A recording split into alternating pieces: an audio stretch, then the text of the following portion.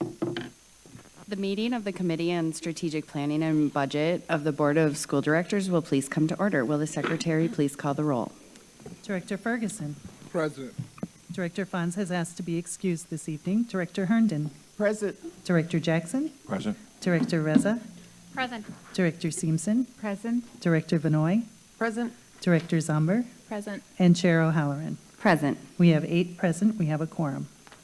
Thank you. The Chair will now ask the Secretary to lead us in the Pledge of Allegiance. The Chair invites any members of the audience who wish to participate to do so and asks that those who do not wish to participate please remain silent during the pledge. Pledge allegiance to the flag of the United States of America and to the republic for which it stands, one nation, under God, indivisible, with liberty and justice for all. This meeting is being held at the Central Services Building. This meeting is also broadcast on the MPS YouTube stream, the link to which may be found on the MPS website on the broadcast page. Finally, for our listening audience, if you wish to access this evening's agenda items and attachments online, you may do so by visiting the Meetings, Agendas, and Minutes page of the MPS website.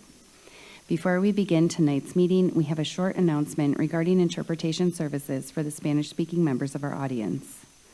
Buenas tardes y bienvenidos a la Junta Escolar de las Escuelas Públicas de Milwaukee. Si deseas escuchar esta reunión en español, por favor llame al 312-626-6799.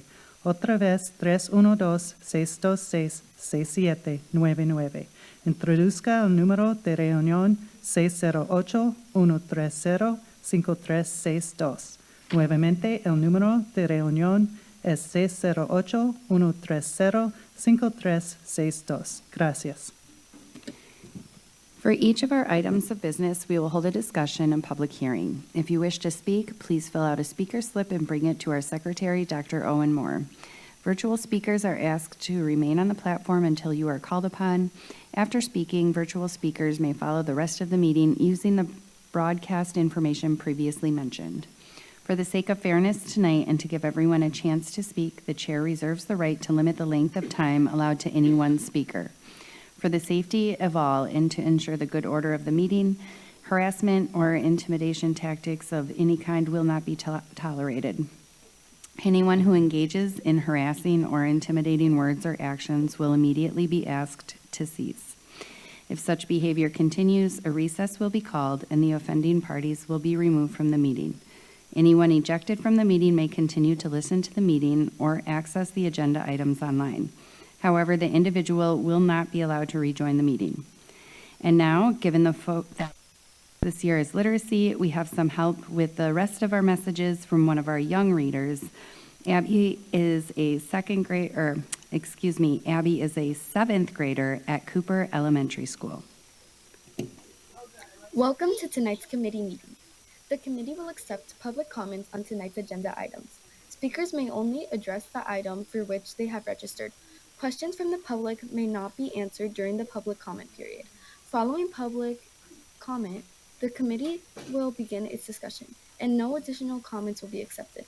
When you are called upon to speak, please state your name and spell your last name for the record, like this: Tanya Jacobs, Jacobs.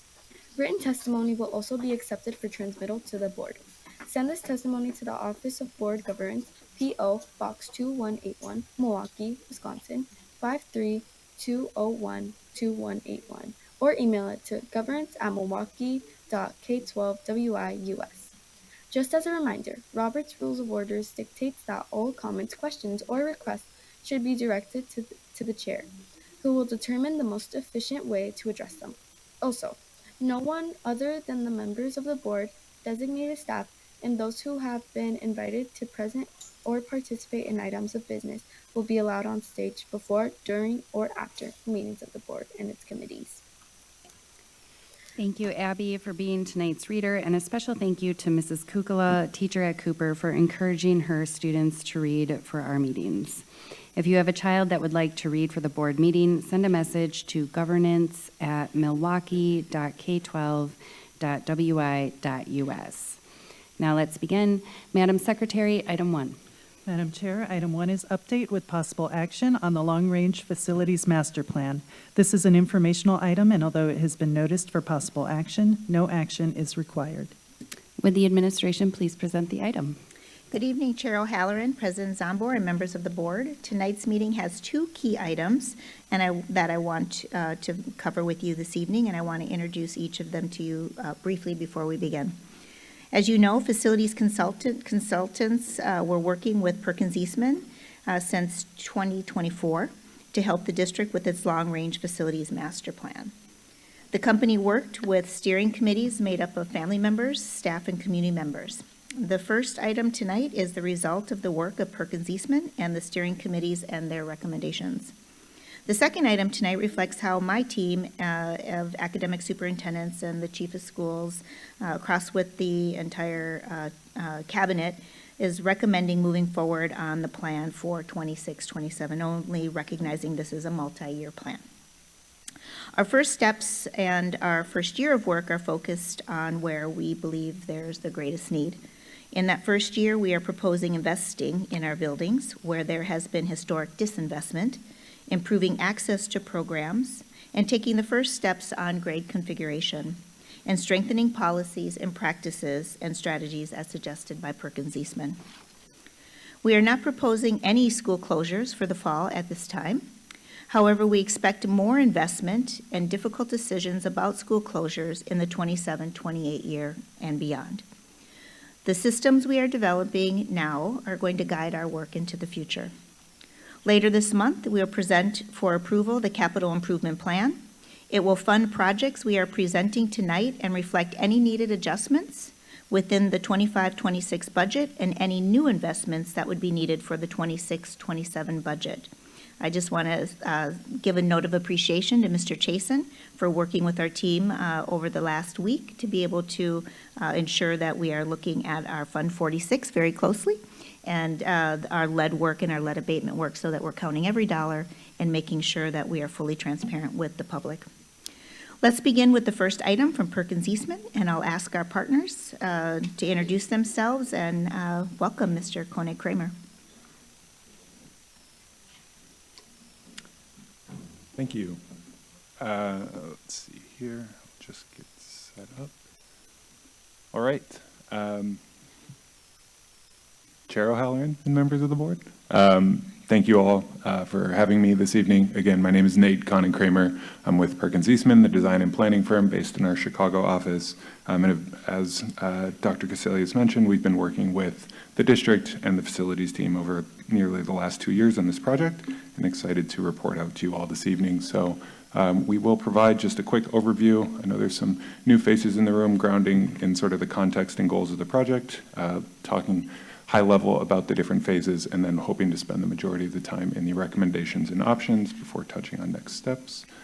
So just with the project overview, we wanted to start with sort of a simple question and something that has been sort of the guiding through line throughout this project, which is, how can we support student success, and what does student success look like? It's been really important for us to be able to answer that question. It came up during engagement throughout, and understanding that this is not just a plan for this coming year or the next 2 years, but really 10 years and beyond, and how can we sort of lay a foundation and a path forward to set the district up for long-term and sustainable success. So in terms of what we think the vision might look like for students 10 years from now, we see an emphasis on supportive and well-resourced learning environments as it relates to programs and staff, safe and welcoming school buildings, access to opportunities that are close to home for students, as well as schools that are part of a thriving community.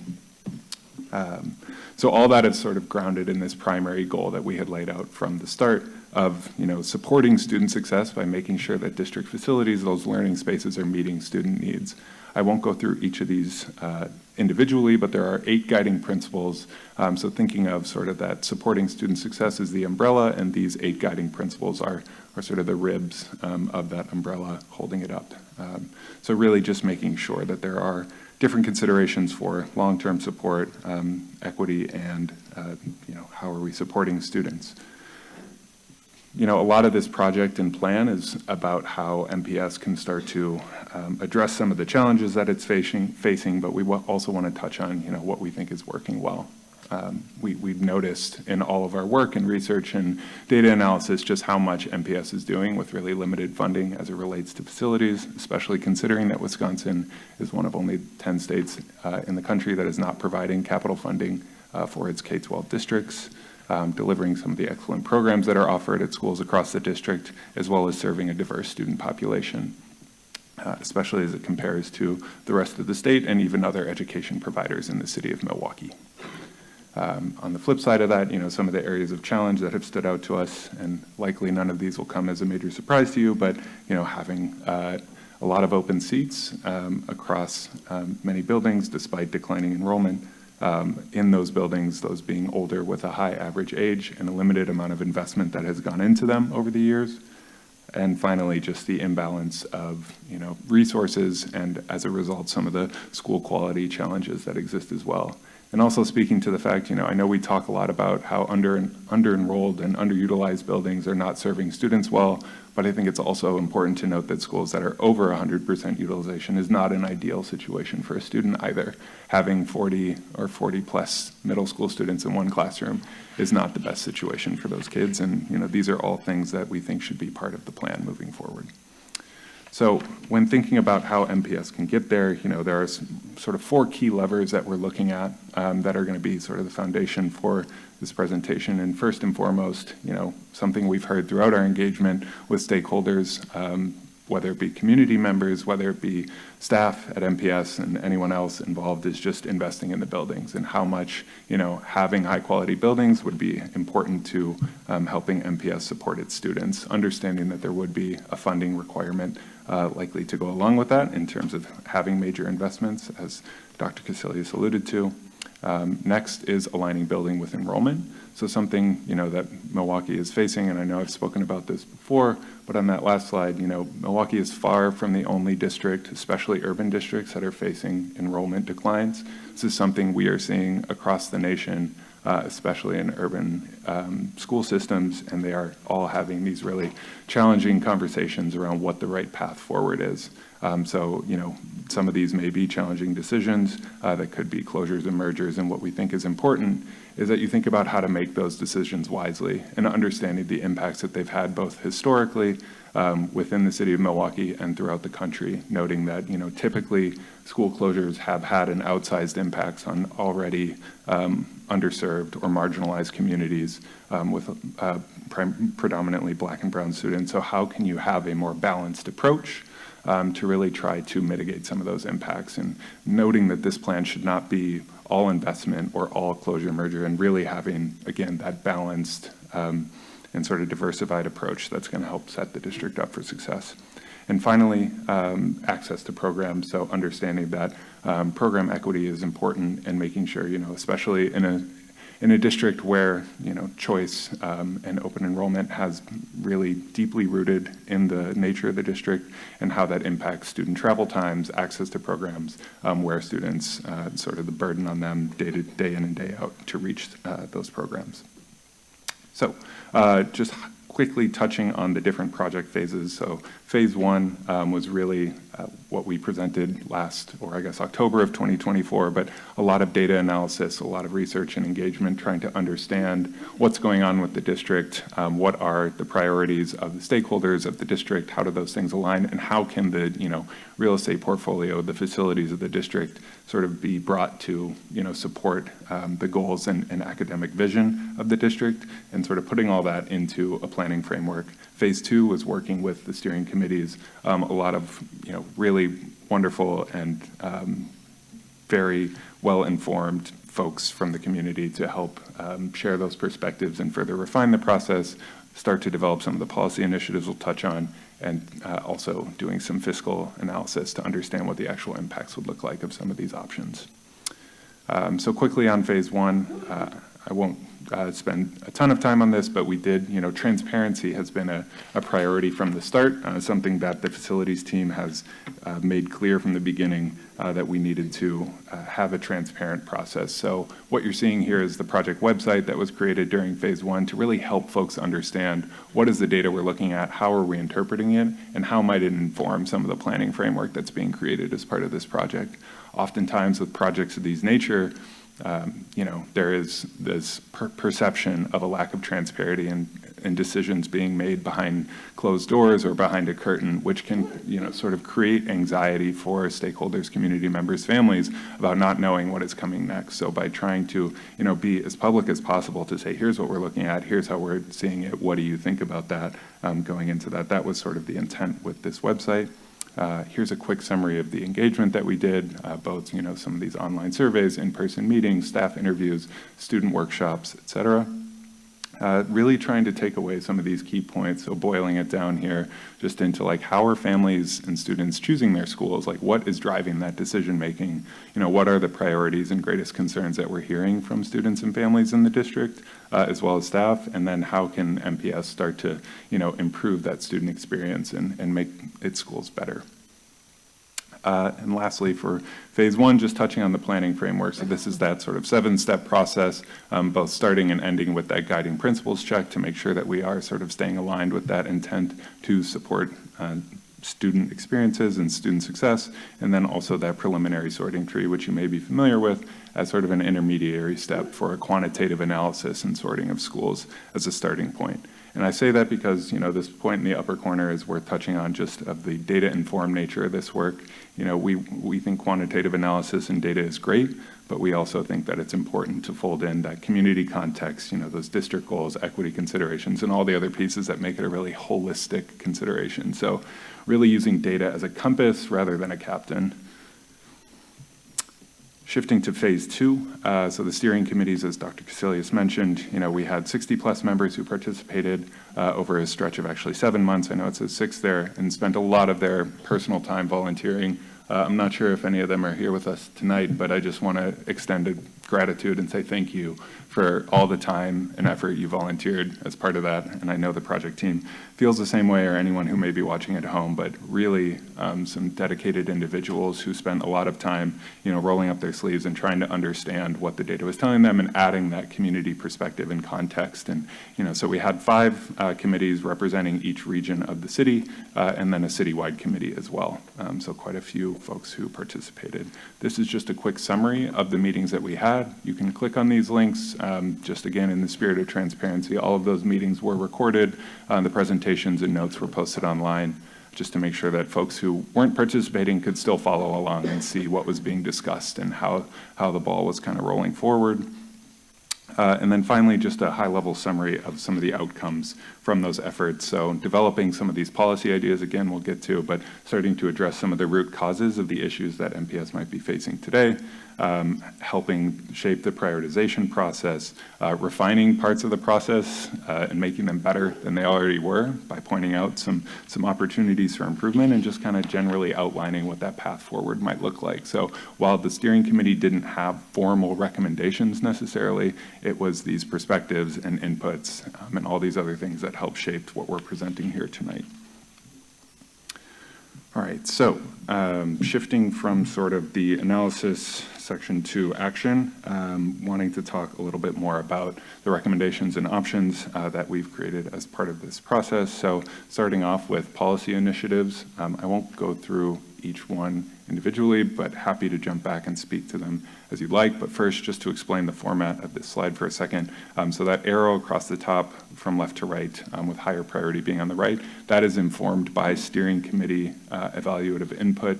So part of the steering committee process was to evaluate all these policy initiatives and provide a lot of great feedback. This was the summarized outcomes highlighting these. So this can range from stuff that we're seeing, that as Dr. Casilius mentioned, the district may already be working on. We know some of this has come up through the audits and through the governor's office as well. And our intent here is not to have necessarily groundbreaking ideas, but mostly just to push forward, how we think these could have impacts on the districts, what potential costs might be associated. Some may have cost savings, others may have costs associated when you consider standards of care for program and staffing, et cetera, making sure that there is equitable access for programs and that there is baseline staffing at schools.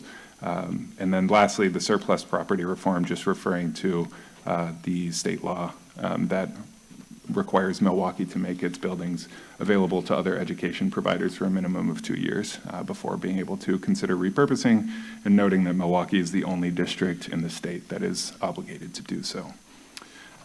Shifting to the short to midterm, long term, that is meant to say our estimation is that it would take 4 or more years to fully implement. Again, rough estimation, and then short term to midterm would be 1 to 3 years.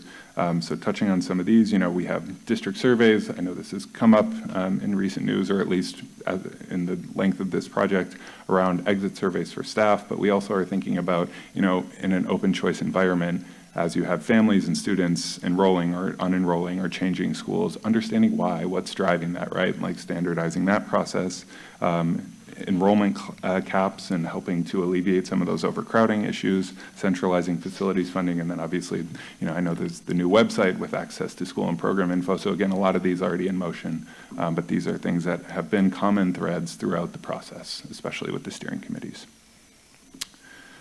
From there, shifting to some of the prioritization and implementation approach recommendations as it relates to the actual investments and strategies of that nature. So you'll see the sort of 3 key buckets of strategies on the left there, being building-focused investment, program-focused investment, and closure-merger. Our recommendation was the sort of a tiered approach to this prioritization, especially when looking at quantitative outputs and not having, sort of small differences in numbers become outweighed by having a specific ranking. So looking at these in actionable groups, you'll see we've tiered these in groups of 10. So when you see like these tier 1 schools, that is the top 10 schools through the planning framework that came out in each category. And then importantly, wanting to talk about phased implementation as well, especially when considering some challenging decisions like closure mergers. There have been a number of sort of examples in the past of districts who take more of a Band-Aid, ripping the Band-Aid approach, and whether it be Chicago or Philadelphia, some of these districts that closed, dozens and dozens of schools almost overnight, and just the really unfortunate impacts that had on those communities that they're still trying to deal with. So thinking about what district resources and capacities are available, and making sure that there is, support in place to help these families and students who might be impacted, even if it is like construction of a building. It's not necessarily just closure, but being able to support the students and families at these sites. So what you're seeing there is just a cycled approach where we have, at least a 3-year sort of layout for these depending on project type, but having a year for sort of planning and prep, and then for monitoring and evaluation as well to improve the process after the fact. So this is just a repeat of that slide of those sort of key levers. And as we talk about investing in buildings, we just want to make sure that we're highlighting how we're speaking to each of these. But when looking at building-focused investments, we've broken this into 3 sort of primary project types, those being transformational, where you might be looking at, demolition and new construction of a brand new school building, a focused modernization, which we're sort of defining as maybe you're renovating all the classrooms in a building, or you are adding a building addition without necessarily touching the entire space. And lastly, a targeted improvement, which could be adding air conditioning or an elevator and wheelchair ramps to a building that doesn't have them, knowing that with older buildings, that's not a given. From there, just looking at some of the spending ranges, so applying some cost estimating to that. We wanted to lay out looking 10 years out for MPS, understanding the first couple of years, maybe that ramp up period of planning. But if you were to look at having 3 projects of these natures of each type each year, what would that look like from a cost perspective? So that is 3 transformational projects each year from years 3 to 10, and that would be about $2 billion with that rough estimate. 3 projects per year with modernization projects being at 1.4, and then $633 million for those targeted projects. So I do want to emphasize that these are general cost estimates, and that we would recommend sort of digging in a bit closer to help really define those numbers. lastly, speaking to sort of the program access and some important considerations there. We think looking at the gaps that are existing in the district is really important. So what you're seeing here on the right is sort of a table showing key specialty programs offered within the district and how they're distributed by those regions that we've broken out. So I think the easiest one to look at is that language immersion one. So third from the bottom, but you can see there's one language immersion or was one language immersion program in each district. So that's how you see that 25% split up each way. But when looking at some of the gaps, that could help inform, where there may be opportunities for adding a program or shifting a program, and comparing that against those priority tier schools. For schools that are ranking highly for programmatic investments, there may be some good opportunities there. I also think it's important to imply that program standard of care and also looking at the actual, sort of student travel trends and where students are actually coming from and going to help inform those decisions as well. Lastly, to speak about closures and mergers and how to have a balanced approach to that. We know this is an incredibly challenging subject to touch on. It is emotionally charged, and these are, real situations. So we don't take any of this lightly when considering school closures or anything like that, and understanding they have impacts on districts and their history. So as these steering committee process unfolded, we laid out two sort of key scenarios to help sort of foster discussion with that group. Scenario A being more of a closure and receiving, so a closure merger approach, where you would have schools that close and are merged into a receiving or welcoming school, with that welcoming school then becoming sort of the top candidate for investment. So really trying to balance that approach, something that we've seen other districts do with some level of success. Baltimore City Public Schools is a good example where they invested in schools before moving forward with some of the closures. Scenario B being more closure focused without designating those receiving schools. There are examples of districts doing this as well. Denver comes to mind, and the goal being to prioritize supporting students with their priority enrollment access. There's some information in the appendix about this and the thoughts of the steering committee members, but generally the preference was for more of scenario A to make sure that you're not sort of further disinvesting in these communities that are experiencing closures, but also sort of a hybrid approach where you want to support families and not make them feel forced to go to a certain school, but help them understand the investments that are happening at those sites. So as we were looking at schools and looking at those lists, wanting to just touch on a little bit as to how those schools were identified, we were looking at schools with the lowest utilization rates and lower enrollments to really try to limit impacts on students and families, maintaining access, so understanding where students were coming from at these schools and where they, how many of them were in the local neighborhood, what that might do to their sort of travel burdens on those students and families. Obviously using the sort of data inputs that were there to understand who might have the greatest needs for action, factoring in those points, and then understanding, knowing that Milwaukee has great variance in terms of age of schools, and a lot of these buildings that we've sort of laid out as options for welcoming schools being, anywhere from 50 to 90 years newer than those other buildings, having air conditioning, having wheelchair ramps, being ADA accessible, and generally being more modern learning environments. So these were those sort of initial lists that we developed for options. I won't go through each of these schools, but you'll see on the left is scenario A with that merger-focused approach, and scenario B on the right with the closure-focused approach. I just want to explain that the welcoming schools are that tier 0. So that is meant to say they are sort of above tier 1 and are the highest priority schools. That will show up a couple slides later, so just wanting to speak to it. I know I'm moving quick. I just want to make sure we save a little bit of time for questions as well.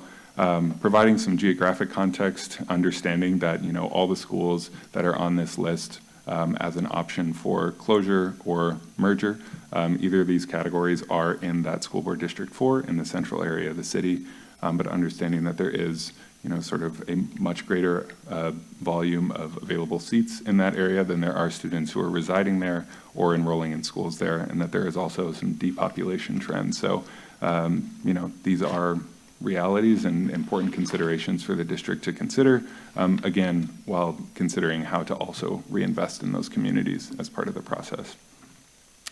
Finally, just wanting to touch on the sort of access and coverage impact of these potential strategies if the district were to move forward with closures or merger of this nature. So what you're seeing here on this map, if folks can see, there are yellow circles that are surrounded by larger green circles. The yellow circle is a half-mile radius, the larger green circle is a mile radius. So this does sort of track with district-wide access patterns. The students who are at these schools will have another school nearby, at least that would serve those same grade levels if these schools were to be closed.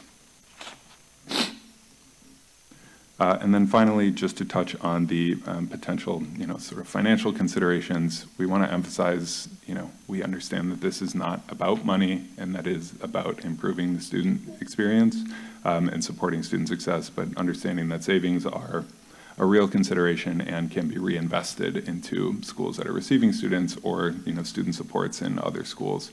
So these are just some projections of operational savings around $4 million and capital savings just under $14 million, and understanding that there would also be a do-nothing cost in terms of maintaining buildings that remain open year over year and having to make potential capital investments. Lastly, just to highlight, sort of where the tiered schools from each of these strategies sort of fall in the city. So showing on a map here, these dots look small on these screens, but on the far left, you have closure merger, building focused investment in the middle, and program focused investment. You can see that the majority of these investment schools are in the central or north area of the city. We did stack the names on there as well, which makes it even harder to read. But hopefully, if you look at it on a screen on your own, you'll be able to dig in a little bit deeper. And then those Tier 0 schools show up on each of the maps because they would be considered the highest priority across the boards. So I know I went through a lot there. Again, happy to jump back as needed to make sure that I've explained everything. But just in terms of next steps, obviously, these are those key levers, once again, that we touched on. I won't go through each of them, but we really think these are what is going to help drive the work forward for Milwaukee. So as we package, complete the final deliverables and everything else, and we had some questions that we wanted to leave the district with in terms of deciding upon those strategy actions, what is going to be moved forward with, what resources will be needed, kicking off. And then last but certainly not least is just how to keep those tools updated annually. So I know something we spoke about it the last time we presented was that what we're creating for the district will be a physical traditional report, a PDF that can be printed out, but also dynamic planning tools that can be updated year over year. We want this to be useful and not just something that within a few years maybe is outdated, but where you can plug in updated enrollment, updated facility information, and still have that process sort of year over year that can be refined and relied upon for consistency. Thank you.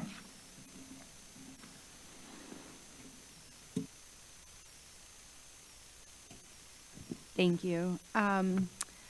We can turn to questions. Do we have any members of the public that wish to make comments or ask questions? We do. And do we have any virtual speakers? Not on the first item, on the Okay. second item. Perfect. We will start, I'll just call three at a time. We have Caleb Crossett, sorry if I pronounced your last name wrong, then Lucas Weir, and then Traces Wright.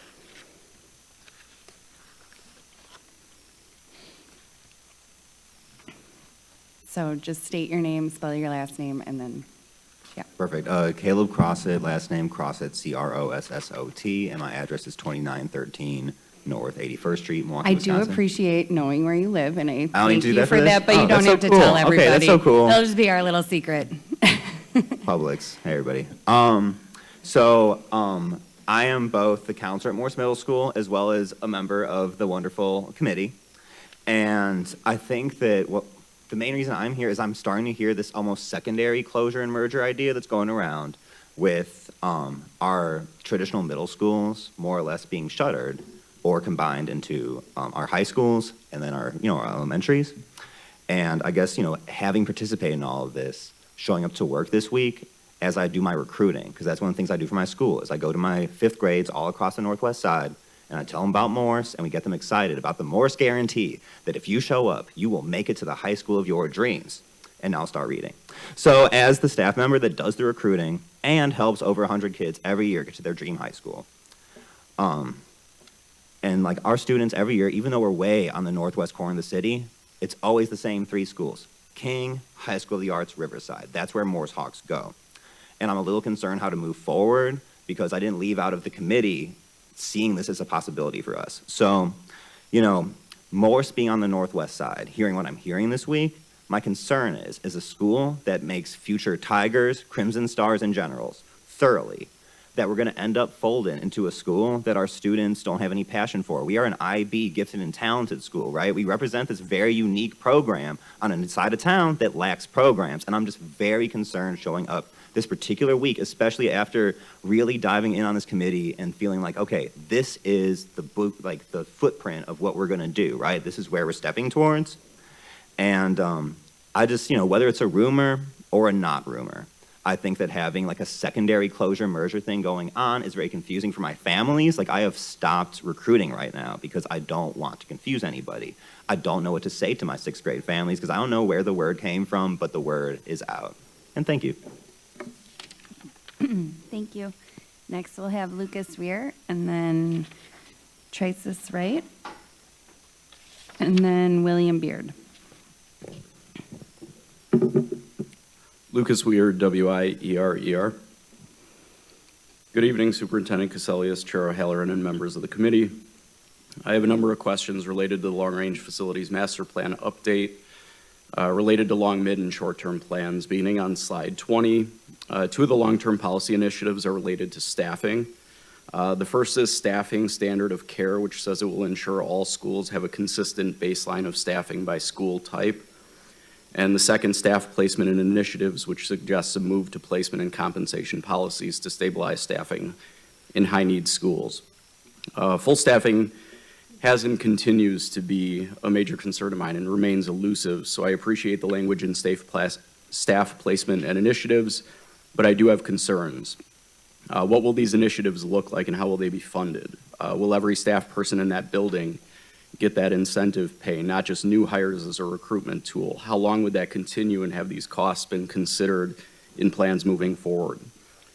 Shifting from staffing to enrollment, slide 21 for short and midterm plans addresses mention of enrollment and class size caps, specifically a commitment to enforce existing standards to address overcrowding and improve space alignment. I do not pretend to know a lot about elementary enrollment, but I've spent years considering high school enrollment. I know our superintendent in her previous work has opposed what we call select criteria enrollment. Is the elimination of this system a priority insofar as it produces racist, classist, ableist, and linguistically discriminatory outcomes in terms of who's admitted to our most sought-after high schools? At the same time, this system's undoubtedly pressured central office administrators to enroll beyond capacity. A rising tide lifts all boats, but a trickle-down will not. I also have questions related to the scenarios A and B outlined on slide 29. I ask that we consider these when we make the following recommendations. Did we seek out additional survey and listening session data from potential merger closure schools? If yes, what does it tell us? How many families did we hear from, and what concerns did they have regarding possible closures and mergers? When these proposals highlight investment, it appears to mostly address upfront costs and savings. Given the nature of our budget crisis, how can we be sure that additional necessary investments will be made to ensure the continued success of these buildings, especially as it aligns with long-term plans listed on slide 20? Could I have permission to speak just a little longer, and then I'll give up my second? Yeah, if you can wrap it up kind of quickly. Okay. We're facing some incredibly difficult decisions given our collective inaction over the last decade plus. But the true disaster would be to pretend that everything's okay and continue our warm, loving embrace of a status quo that's failing a significant number of our families and children. Thank you. One more thing really quick. Angela Harris signed up for the first, this one, not the second one. She meant to, at least. She had texted me. She's on the virtual testimony. Thank you. Okay. So next, we'll have Traces Wright, and then William Beard, and then Shonda Kelly. Traces Wright, resident in 53205. I'm a Lindsay Heights resident, and North Division is inside Lindsay Heights. And what I question, it's great that the proposal is here, but we need the money spent on, that went into the proposal, we need that same kind of money spent on parent engagement. The union is well represented here and in most of the meetings, but you don't have parents. And so the engagement doesn't work when you do advertisement on billboards. It doesn't work when you send out staff whose job is that to do it, because they're just doing a job. They're not motivated beyond, because it's not their neighborhood. It's not their school. I was at North Division last night, and I have a walking club, and I had 5 people show up the first night to walk. And we walk in the basement, and we're waiting for the pool to get open back again so you can get seniors in the pool. And the way I define seniors is that if you're a freshman if you're 60, you're a sophomore if you're 70, you're a junior if you're 80, and you're a 90 if you're a senior. And the idea behind that is that we have a lot of disparity in our communities, and it's created by not, because residents are not at the table. When somebody tells me it's community engagement, a community person could be somebody that comes in, works there, but they don't live here. When you say resident-led engagement, that's a person that's a homeowner or a renter in that area. And we need the money that's spent on all the consultants. You can go back to Peterkin, Driver, there's great reports, but the reports that you spend the money on doesn't match up with the money that you're spending on engagement residents who are affected by the policy. And what I'm concerned with is that don't want to create a sense of hopelessness where people give up, and then the other thing that takes place is that question people are asking, and I ask, is MPS becoming obsolete to the students and community that it's supposed to serve? So you got the money through the taxes, the voter referendum, and then schools were closed or going to be closed or changed or whatever. So I'm just asking that money be spent on residents. Thank you.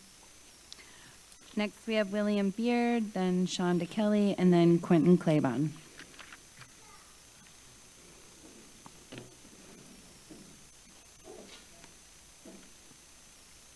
And can we just double check with IT that we're able to get Angela Harris on the correct item, please? Okay, thank you. So please state your name, spell your last name. Yes, William Beard, B-E-A-R-D. I'm going to start out by apologizing. I'm not sure if this is the right item that I was supposed to select for. There was no one at the front when I was signing up to speak. My wife is a MPS teacher. She works at WCLL. One of the things that I do want to quickly discuss was the mention of transparency in this thing. We only learned about this meeting yesterday, and as we can see, there's very few people here. I mean, more than half the auditorium is empty, and I think it's mostly just due to the fact of the short turnaround on the announcement, okay? If it had been announced a week before, people could have had time to, schedule themselves a little bit better. Now that said, my wife is a teacher at WCLL, which is, I believe, one of the schools potentially marked for closing. It has caused her no end of stress, okay? Forgive me, I gotta refer to my notes so I don't ramble too long. So, WCLL is most of all a family, okay? I've seen my wife pour countless hours that she does not get paid for, staying late until the school actually has to kick her out for security purposes, okay, because they want to shut down the building for the night. She has spent time on the weekends when she should be resting and recharging herself, worrying about her students, okay, because she just, I mean, don't get me wrong, she does get support, but at the same time, she doesn't get support. WCLL, as you know, has had a number of issues in the past few years, and it's been in the news in a derogatory fashion, but it is still a family, okay? And there is a concern that my wife has that that kind of family-type feeling will not survive being moved into a bigger school. I believe the note suggests that they're looking at transferring them over to Obama. And so there is a concern there.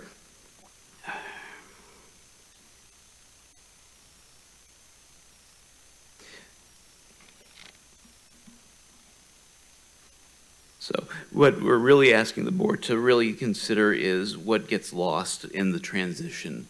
You know, the family connection that might disappear in being swept into a larger school. And I see my time is up, so thank you. Thank you, Mr. Beard.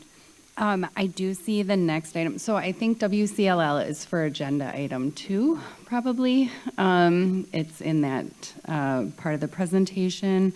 So I do have Shonda Kelly next.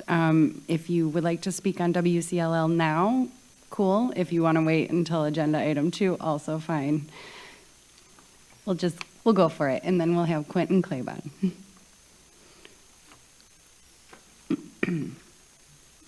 Hello, I'm Shonda Kelly, Kelly.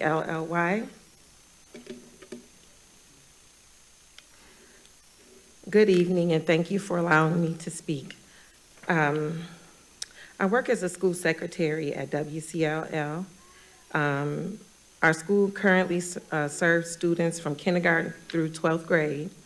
One of our greatest strengths of the school is that families are able to send all their children to the same school. This continually creates strong relationships. Trying to read from my, okay, here we go.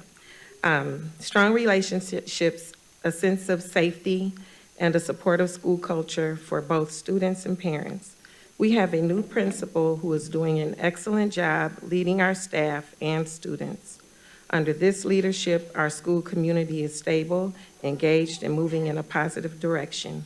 Parents are satisfied with the education their children are receiving, and many specifically choose our school because it is a K-12 model.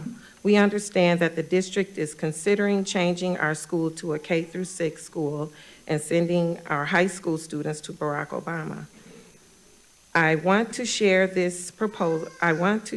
this proposal has caused significant concern among our families and students. Parents have clearly stated that they want our school to remain the same. They value the K-12 structure and do not support separating their children into different schools. Our high school students have also expressed that they do not want to transfer to another school and feel strongly connected to their current teachers, peers, and school environment.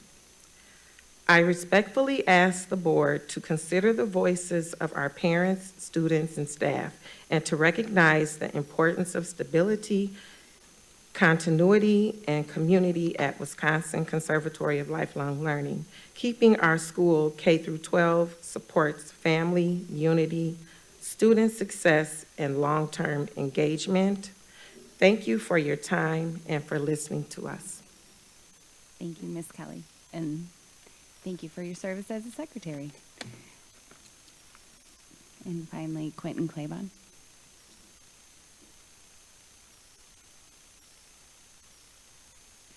And then we'll move to committee members for comments or questions. We do have our one virtual person is Okay, online and yep. ready for. Good. Hi all, Quentin Claybon, Klabon. In a perfect world, Milwaukee Public Schools would have followed through on 2018 building closure recommendations instead of creating a backlog, used ESSER money on highly visible Northside East waging projects instead of using the facilities trust reserves, and not had to restart the process under a new superintendent. But we are in this world. I understand your difficult predicament.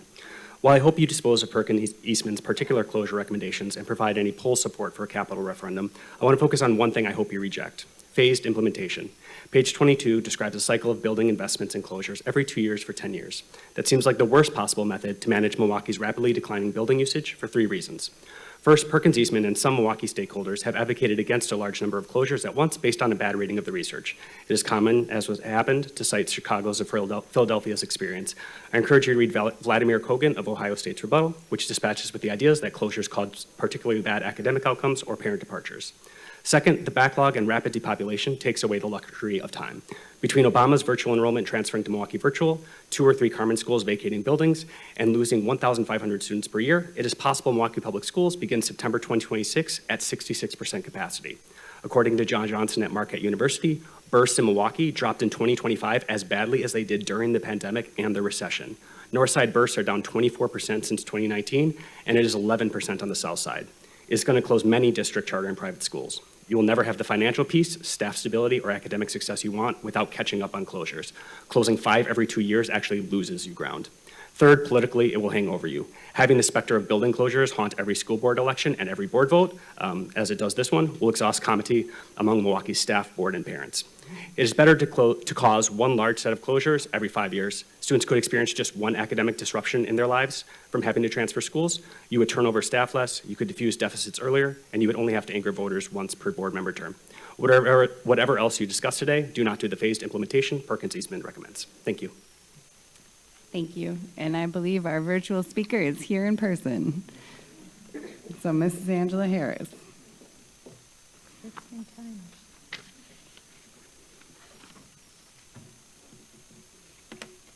I was running, y'all. Let me catch my breath. Okay. Good evening, Superintendent Casilius, members of the committee. My name is Angela Harris, Harris. I am an educator, education advocate, and a proud member of the MPS community. I want to start by acknowledging what this plan gets right. MPS is facing real challenges, declining enrollment, aging buildings, and decades of systemic underfunding. Naming those realities matter, but I need to be clear. Data alone cannot make the decisions about our children and our communities. This plan says it is data-informed, not data-driven, and I urge the board to hold tightly to that promise. Because utilization rates and cost savings do not capture the full impact of school closures on Black and brown neighborhoods that have already experienced repeated loss and displacement. School buildings are not just facilities. They are community anchors. They are safe places. They are places of trust, identity, and belonging. When we close schools without first investing in the school students, students are being asked to attend. We are not offering opportunity. We are asking families to absorb harm. Equity cannot mean equal loss, and it cannot mean that the same communities bear the heaviest burden again because it looks efficient on a spreadsheet. If this district is going to move forward with closures or mergers, then investment must come first, not later. Families need to see and believe that their children are moving toward better conditions, stronger programs, and more support. I also want to name that MPS cannot do this alone.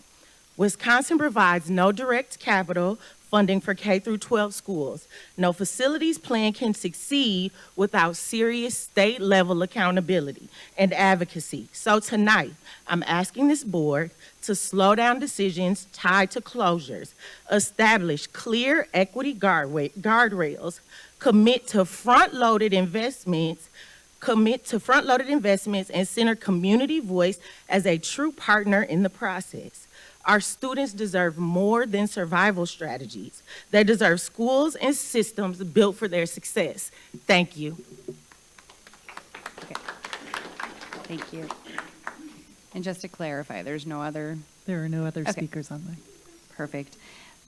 Do committee members wish to make comments or ask questions? Do we just want to start and work? We can just maybe start with Director Vanoy, work our way down, and then back. Director Vanoy? Sure, thank you. I really appreciate what everybody said, and I agree with many of what your points were. I think the most important page on this whole document to me was page 32, and the green bars where the students are residing was the one that spoke particularly to me most profoundly. If you look at District 5, the least amount of students residing, but look at the draw, students are enrolling in District 5. So to me, I think that tells us that the students will go where the schools are, I think. And students are enrolling. I think it would be it behooves us to work with our communities on an enrollment plan and try to get our students to fill those seats in the schools that we're looking, like our and those 5 specifically, the ones that got letters that said that they might possibly be closing next year, which I hope they never, ever have to close. And I think if our buildings are too big, we need to find smaller buildings because those small schools are powerful. I worked in a small school, and it was one of the best experiences of my life. And those kids, when you guys say family, I know you mean it. It's so powerful, and the kids do such great things, and the staff and the students and the administrators that all work together can do so much. And instead of closing them, I think we need to find the right fit for them because those schools should not close. And I think we have that power. I do also think that it's imperative, and I think I also loved on this where the highest priority on page 20 was the surplus property reform. That is something that we absolutely have to do because that will also speak to what Mr. Claiborne was saying. That's one of the things that's holding us back as a district terribly. And I think if we can fix that, that's going to cause a lot of the problems with some of these buildings and the waste of money. And that is a terrible legislation that is causing a lot more problems than it's helping. Those are the 2 things that I was saying. And I also wanted to point out for the WCLL, when I brought up WCLL and Obama being so far apart, I know it looked like on the presentation that those 2 schools were, one was supposed to feed into the other, and I was told that that is not the case. So I was going to ask as well, where are the WCLL students going to go when it came to 612? If not Obama, because like I said, they are so very far apart. So that was one of the questions I have, and I think you're going to be addressing that in the next. I can speak to it now. Okay, Yeah, that works. answer that. Administration? So, Director O'Halloran, Director Benoit. In WCLL right now, 9th grade, they have 11 students. In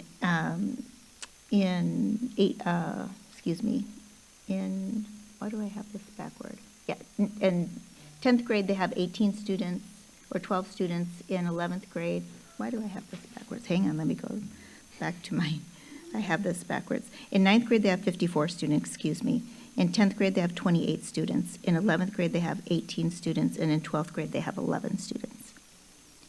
So what we would do is work with each of those students on where they want to go if they don't want to go to Obama school. So we wouldn't force any student to go to any one high school. We would give them a priority of selecting a school of their choice and working with the family on what works for them and for their student. Thank you. I'm just going to keep moving. Did you want a response to your first 2 comments just about the District 5 resident versus seats or the property access reform? Okay. If there is a response. Also, yeah. Okay, yeah, go ahead. The first 2 comments were on page 32. There is, it shows the students residing, the capacity and the enrollment. District 5 shows very few students residing in it, but it does have a lot of students enrolling in it. Is there any further information that you can provide on that slide?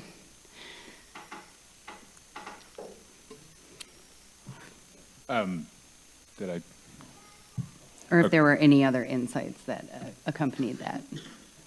Yeah, sorry, Chair O'Halloran, Director Benoit, members of the board, Nate Connick, Kramer, Perkins Eastman. Excuse me, on slide 32, I would note, obviously, it's noted on the slide, this is data from school year 23-24, so there may be adjustments there to consider. I also think your point is well heard, and understanding that there is variation throughout. So, the point that we were highlighting was that District 4, School Board District 4 has the most seats in the district, has the greatest amount of capacity.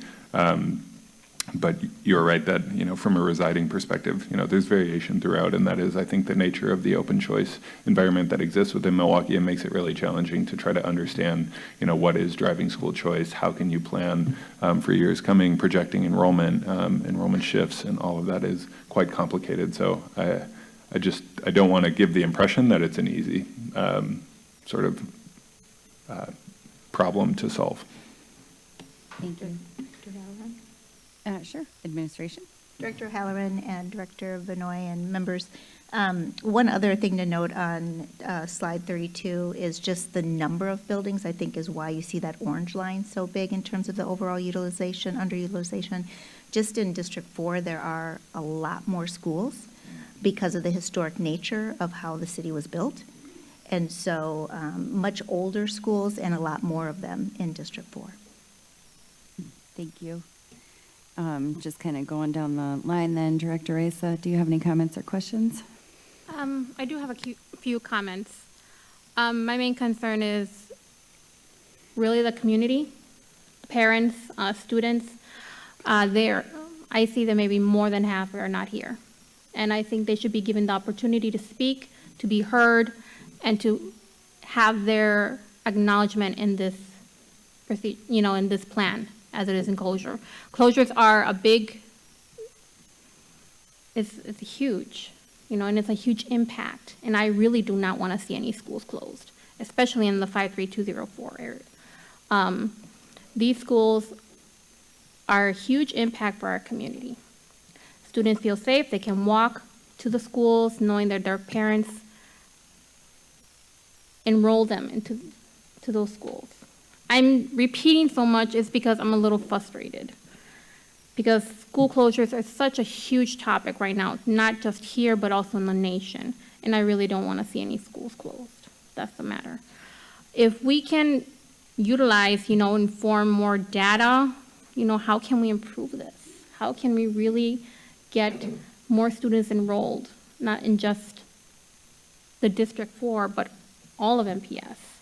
But we can really work well with parents, the community. They have such good ideas. They want to be fully involved in this decision. That's all I want to say.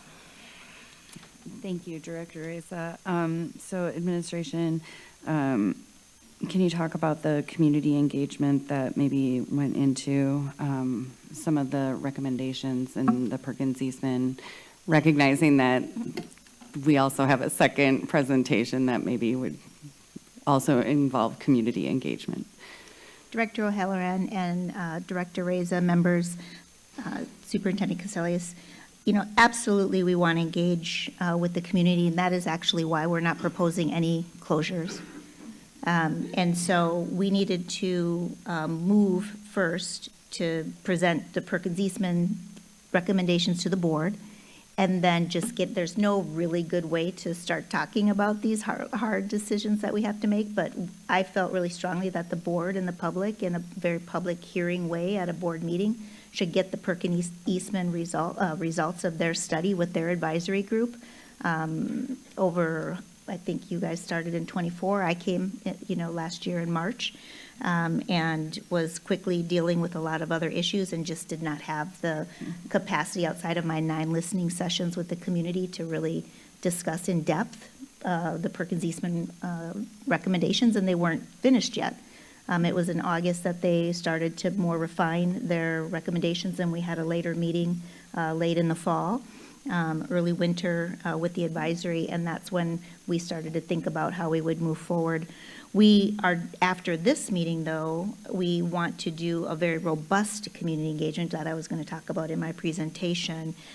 We are planning on working with CMR Ignite, very known community engagement organization to do community engagement in the Black community. It's a minority-owned firm who has practice in this area of engaging with the community, and so we will be doing that.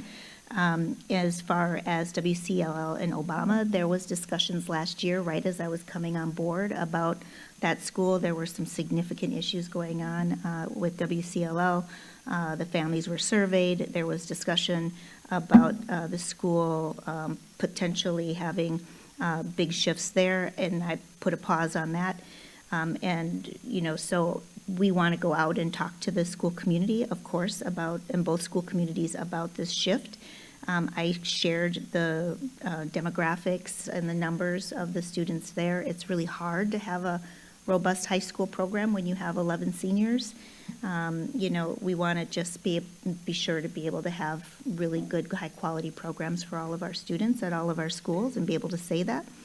And then as far as the middle school reconfiguration, just to get at one thing, we will have some standalone middle schools based on need, and it's not totally a 7-12 model that we're looking at reconfiguration. I will bring that forward, but I just want to put people at ease as when we start talking about reconfiguration, there will be the need for some standalone middle schools in unique circumstances. So that's a long conversation we'll be having with the community as we begin to talk about grade reconfiguration.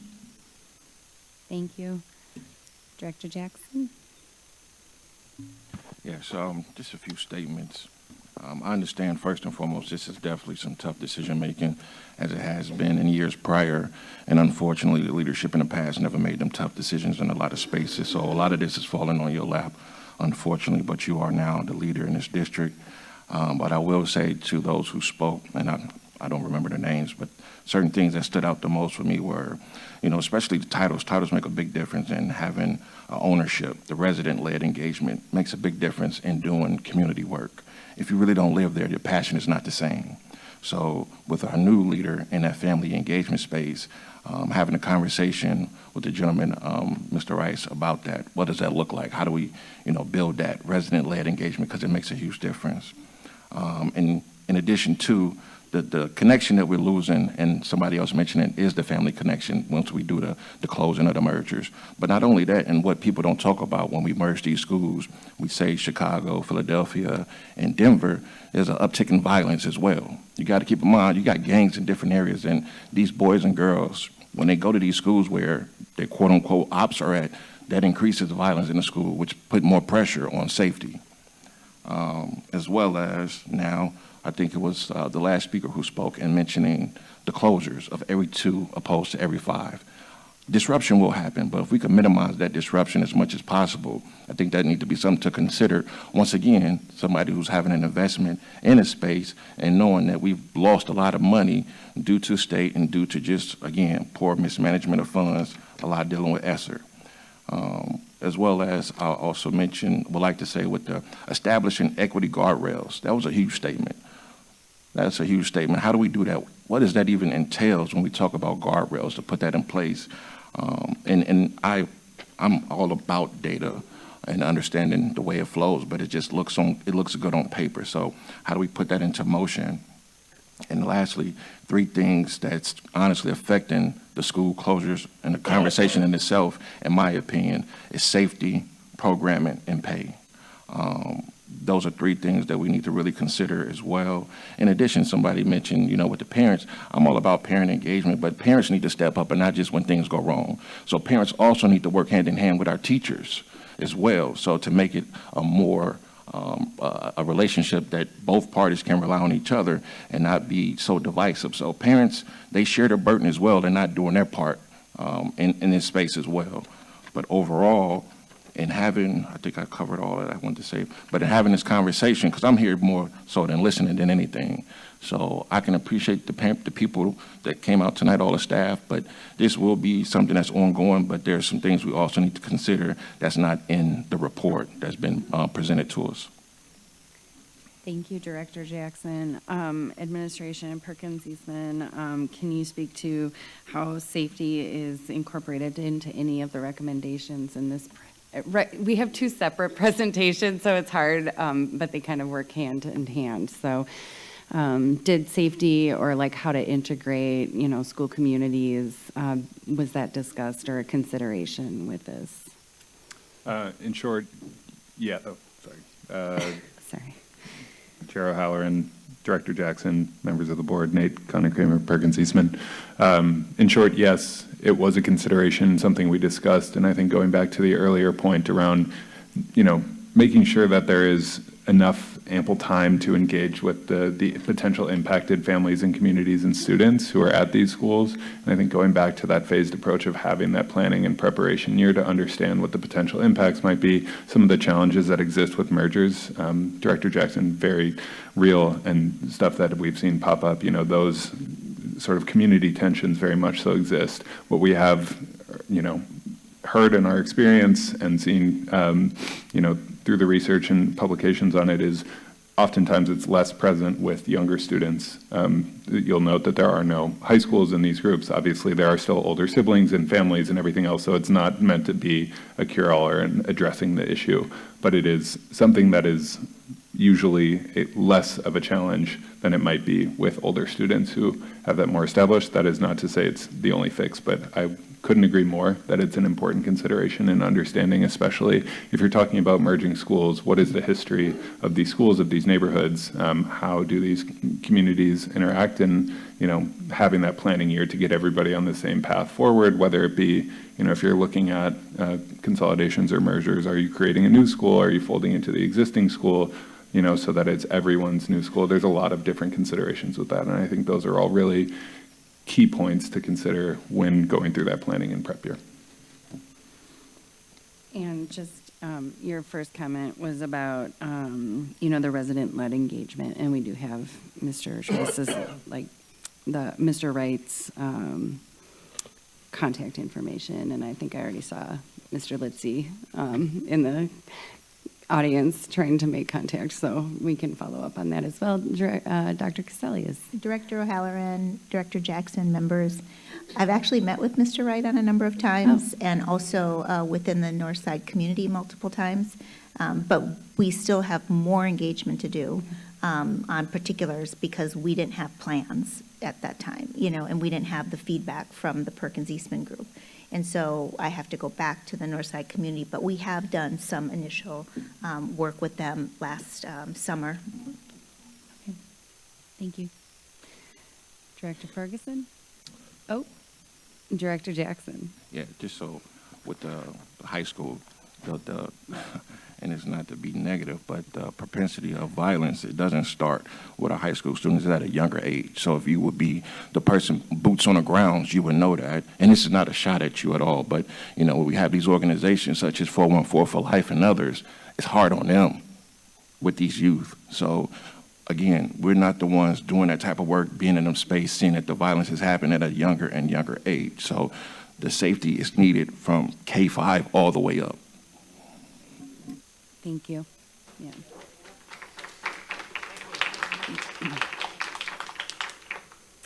Director Ferguson. Thank you. So just a few things that I will hit on tonight. One is I was born and raised in District 4, and I also attended a small school. So sometimes as a school board director, when I'm in these meetings and we're discussing closures and mergers, and we talk about the kids and how many kids or how few kids are in a building, over and over again, the thought jumps in my head. We're talking about kids, not cattle. Sometimes it sounds like we're discussing cattle when we're discussing the future of our kids and our families. And I just want to make sure that as a district, that we keep in mind, someone said tonight that closing a school is not just closing a building. These buildings are anchors in our communities, and I grew up in a community that had schools that closed in it, and it really affected everything in that community. So as a district, I think we have to just make a decision about who we are as a district and who we are to the communities that we serve. Are we really a partner to the community? Because when you're a partner, when things are difficult, you don't jump ship and abandon. Now, we've seen that type of thing happen in other things. Businesses move into communities, and when they don't get the return on the investment that they're looking for, they pull out. I don't want the district to follow that same model. I want us to consider other things when we're thinking about what's best for our communities. Our schools are in our communities and they're a part of the community, and we need to treat our families as a part of our family as a district and not just something that we come and serve when it's advantageous to us, and when it isn't, then we jump ship and we abandon. So that's one thing. The other thing is Milwaukee Public Schools over the past decade has become increasingly a silo. So the registration and enrollment in our schools, I think it follows more than just, it's more than just parents choosing their kids to go to other schools. What I'm seeing is a connection between the more MPS becomes disconnected from the community, and I'm not just talking about the parents, I'm talking about the community as a whole. The more disconnected we become, the less they enroll in our schools. So I was I had high hopes when we hired Brian. We created the Office of Family and Community Engagement. I was extremely excited about that, and I remain excited about that because in my heart, it feels like a return to our first love, which is the community. That's why we're here in the first place. And so shout out to Brian. I think he's doing a tremendous job. He's got a tremendous job ahead of him, but I think we need time. We need time to reconnect, re-engage before we just keep pushing the conversation about what schools need to close and when they need to close. Let's try re-engaging with the community first. And we've talked about, and I do appreciate these conversations, the investments that we want to make in our schools. I think that's a great way to engage our families, because the truth of the matter is, if you just look at the services and the programs that are offered in some of our inner city schools, it's embarrassing as a district, the disparity between what you can get on the south side and what you can get in 53206. Just because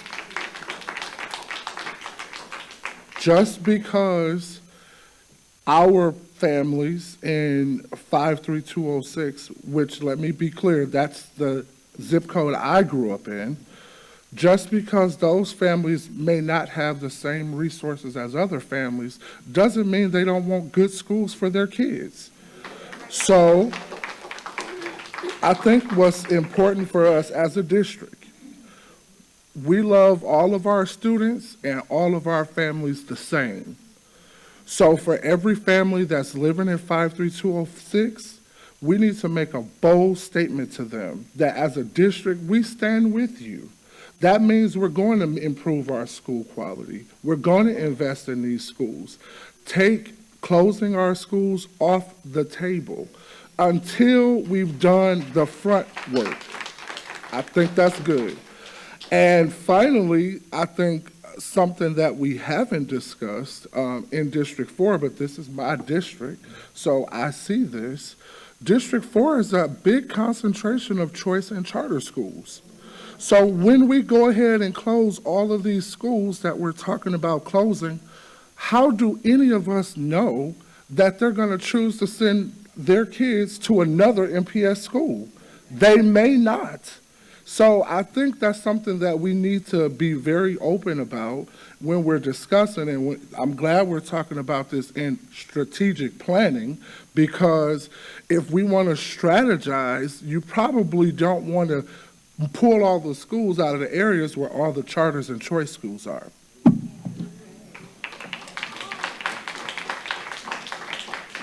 Thank you, Director Ferguson. So some of the investment discussion is coming next, but do we want to, administration, would you like to respond to anything that you just heard? We heard kids are children and not cattle, and that, you know, this is a historic area of disinvestment, that MPS is increasingly a silo, and the more disconnected we become, the more enrollment drops, and you know, encouragement of the investment on the front end rather than just closing schools. So anything you would like to respond to that? Well, Director O'Halloran, Director Ferguson, we've had many, many conversations, Director Ferguson, over the past year, and I'm committed to an exciting vision of investing in areas where we have our most vulnerable students and families. I can tell you that, and I'm excited to present my presentation of Invest and Grow, and then take questions after that, if that's okay. Okay. I will just say that I do appreciate having these discussions in public, unlike some of the charter and private schools where decisions get made with public dollars behind closed doors. So we do have difficult discussions, but we do have them in public. Director Simpson. Thank you. So, I mean, much of what my colleagues have already said, I have in my notes as well. I think that the idea of small schools really does appeal to families. I mean, I have a few in my district, and I know that's one of the things that the families like about it, and it's generational. You know, their kids and grandkids are going to these schools because they're small, because they're in their neighborhood, because they've known the staff for so long. So small schools are sometimes are really great schools. I think that when we talk about the next presentation, this idea of investment, which is fantastic, and we can talk more about it at that point in time. But I worry because I feel like we're kind of like laying the groundwork for the mergers and the closures, and so I just they kind of are working hand in hand.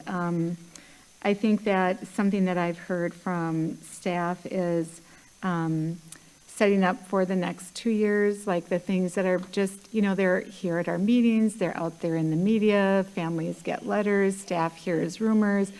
All of that is setting up a lot of uncertainty for staff in terms of like, where am I going to be? A new person coming in, should I even work at this school? Which kind of, then there's that whole, oh, we don't have staffing for this school, we just made it worse because people might think it's closing. And enrollment, do I want to enroll my child in this school? It's on the list, so just these conversations are just having, there's a lot of fallout from it. And I think as clear as we can be and really specific, like putting things out there in a very clear manner and having a lot of public discussion and board discussion before it goes out is really important. I think the other thing that I've heard as well is just that we've had a lot of difficult transitions in the district. We've had, financial issues. We've had the lead stuff going on. We had central office transitions. We have a new reading curriculum that, I think that some people just, what I'm hearing from some people is this feeling like, oh, can we just have a moment of calm, before we start the next thing? Because I feel like we still have a lot that needs to be settled. What was the other thing I was going to say? Oh, I know. On slide 13, one of the first things about, why are people choosing their schools? The specialty that the program might be offered, that the school might be offering, the culture, the reputation, the perceived safety, and its surrounding community. That is so big. That is so big. I think many of us have schools in our districts where, I know the street sweepers are not going around as often as they do maybe on my block. I know that the streets are in greater disrepair than they are, when I go to a different neighborhood. So I think just that, and I know there's been discussion at the city level about kind of working around the school properties more, but like that we need to have our alders and our City of Milwaukee community working hand in hand with us on some of that, because that idea of perception of a community is when I'm pulling up, is there litter everywhere? Not on the school grounds, but just around it, are there potholes? Does it look like a place that's being cared for, So some of that's on us, some of that's on the city, and I think that we need to kind of work, be a little more demanding about what we want the areas around our schools to look like. But right, I think investing has to be first because, there's a school in my district that's frequently been on the list, like maybe we should close it, but it's also had a lot of turmoil in the last, 8 years, and is that really fair then to punish that community because of something that we've been doing? So I think before we have any conversations, there has to be a lot of investing in schools because, as Director Benoit pointed out, if it's a place where there's investment in programming, people are going to go there, so that's all I wanted to say, and I don't need any feedback unless someone has some to share. I would be curious if during the data collection with Perkins Eastman, with your process, was there consideration or did you hear about the small schools as an appeal to families, as an asset rather than, being treated as a liability? O'Halloran. Yes, Chair O'Halloran, Director Simpson, Nate Conner-Kramer, Perkins Eastman. Yes, I think it's an important distinction, and I'm glad it got brought up. The emphasis is not meant to be that small schools are bad. We know that small schools, have that community feel, that people know each other, that there is that family sense, and it is the challenge that districts face to try to figure out, like, what is, the right size of schools that, they can support from a financial sense, but also that feels you're not just getting lost in the crowd. If you're a student or a family member, and like finding that middle ground. Now, I think the distinction I would point out is just, as we were looking through it, it's about like the utilization as well. And I know that has a bit of a bad connotation to it, but a small school with 100 students in a building that is appropriately sized, maybe that fits 125 students total, is easier to operate and maintain. When you have 100 students in a building that's designed to hold 1,000 students, it becomes really challenging and then starts to drain resources away from other schools and just has sort of a compounding effect from that perspective. So I just want to draw the distinction between when we talk about small schools, we're certainly not anti-small school. We understand the value of those. I've also worked in a small school and I've experienced that firsthand, just like the love and community that exists there. So I don't mean to drift off into that, but more so just highlighting that the utilization rate and the amount of open seats and that sort of cost per student that comes into play. I know it gets numbery and technical really quickly, but it is trying to strike that correct balance. And I think that's where it becomes helpful when districts can say, okay, these are, sort of the ranges that we're looking for from an elementary school and for a middle school. So it doesn't feel so like taken out on one school, and it is sort of the consistent approach that the district is having to say, this is, the range that we have for elementary schools because it is what we can support and provide the adequate programming and supports for students and families. Hopefully that speaks to it. It looks like Dr. Cassellius has I do. furthermore. Yes, Director O'Halloran. I think that our issue here is defining what's a small school? Small schools in some districts is 500 kids in a school. That's a small school. For us, a small school can mean 132 kids. And that's really, really hard to be able to give them everything that they need when it's 132 kids. And I think we have to wrestle with that as a district. And I think the board has to wrestle with that. Because, when I was commissioner, I went out and I saw a number of hundreds of schools, visited reward schools that every year were on the top 10% of great schools. I asked the teachers in that school, what is the number one thing and why you think you're getting sustained results? And they said, because we feel like a family. So, Director Benoit, Director Ferguson, some of the members out here, you need to have a family environment in a school. To get that, you need to have licensed permanent teachers and educators in that school. You need to have a community that's engaged in that school. To have all of those things, you need to have the resources to be able to provide to that school if it is below like 300 kids. Right now, we are standing up $8 million in extra resources to our schools many of our schools that have close to 100 students in them. That places a burden and stress on the remainder of the district. And so we just have to wrestle with that. if what we can afford, and we know we're facing a large, I mean, since the day I came here, I've been saying we have to cut $100 million because there's no new revenue coming from the state. And like Ms. Harris said, we have to continue to lobby the state legislature on not only capital, but operating revenue as well, because our kids deserve it. And it's going to be incredibly difficult for us to continue to offer a high-quality education in some of our areas where historically we have underinvested if we continue to not define what we mean by small schools. So I think that's one area we need to really wrestle with over the next several months. Thank you. One other comment that was in Director Simpson's comments that I'm curious is like how we're working with the Common Council or the city, recognizing that we take care of their facilities. They don't give us money for the facilities, but we do take care of them. How are we working with them in addition to that, though, to ensure the neighborhoods around the facilities are kept up, because the curb appeal doesn't just stop at the curb.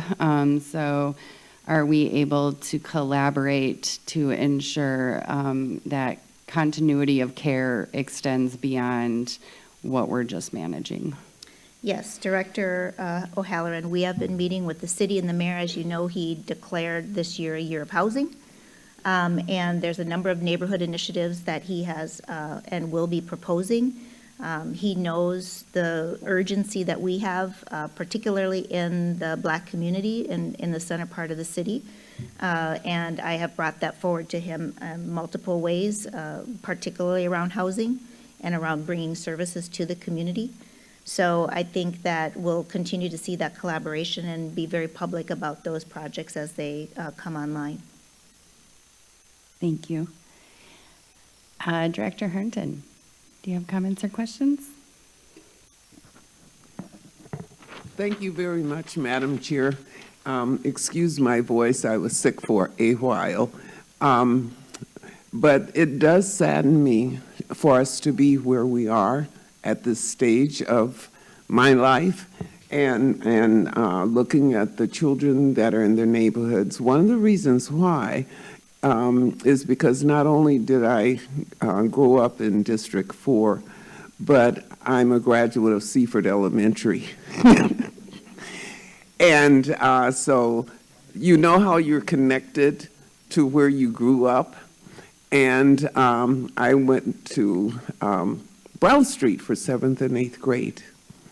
And I graduated from High School of the Arts. So I feel the connection there to these very schools and this very community. And I have fought for far too many years to save Milwaukee Public Schools as a whole. As I look in the audience, I see many people that fought with me over these years, and that fight just doesn't seem to ever quit. Even yesterday, there was a new article adding something on the table for us to fight yet again to try to save MPS. Our state has not treated Milwaukee Public Schools fairly. For the past 30, 40 years or so, we've consistently been defunded. Our community has been suffering from a lot of gentrification and unfunded mandates, mandating that the district provides services and say, oh, by the way, no dollars coming with this. Requiring the district to absorb the majority of the cost for supporting our most neediest students, our special needs students. And as a person always active in the district, and my children attended school in the district, I always have stood up and fought for the MPS and the students therein. By my home, Bryan Elementary is where I lived and raised my children. I never failed, even once they grew up, to go around and say, who's this new principal here? Hello, how are you doing? I live around the corner, by the way. Let me know if you need anything. That's what our community is going to have to go back to, recapturing that sense of community, recapturing that sense of responsibility, both in our homes, outside of our homes, and the extended community around us, where we get to know our neighbors, encourage them to attend the community schools, and value our schools in our community and the services that they offer our students, and be responsible enough when it's not right, you know it's not right, you speak to your board directors, your superintendent, and whomever else that's in a decision-making position in the district. And that's how we hold on to our community. That's how we hold on to our schools. In this instance now, I look at the age of the buildings, the conditions of the buildings, and the heat that the workers and the students had to endure. I want to hear from the community, where are you on that? Global warming is real these days, so we have to be cognizant of that, even though we're connected, we love it. But I ask you to think about it and let us know as our talks move forward. Is it the building that you want replaced? I know our kids need elevators. Our staff needs elevators. They need music rooms. Hello, School of the Arts.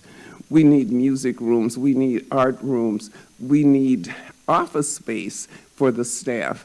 All of these things. Let's open up our head, open up our hearts, and think about this. Give it all the thought you have, and let us know, because we will be having lots and lots and lots of meetings. I don't want to see our neighborhoods lose that center, because the schools are the center. And once we let that go, we'll probably never get it back. And so we'll just have to keep fighting.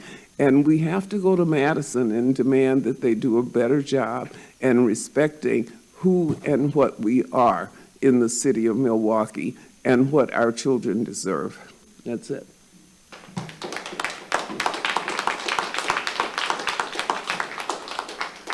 Thank you, Director Herndon. I don't know if you have any. I hear an amen. Okay. And Director Zambor. Thank you, Chair O'Halloran. First, I want to thank Perkins Eastman for the work that you've done, and to the steering committee members. I know that was a lot of time and energy put into looking at our schools and all of the data. I do find the website that was put together really helpful. Sometimes I'll be talking to Dr. Caselius, and I'm like, oh, well, their facility index is this number. So where are you getting that? I'm like, the website.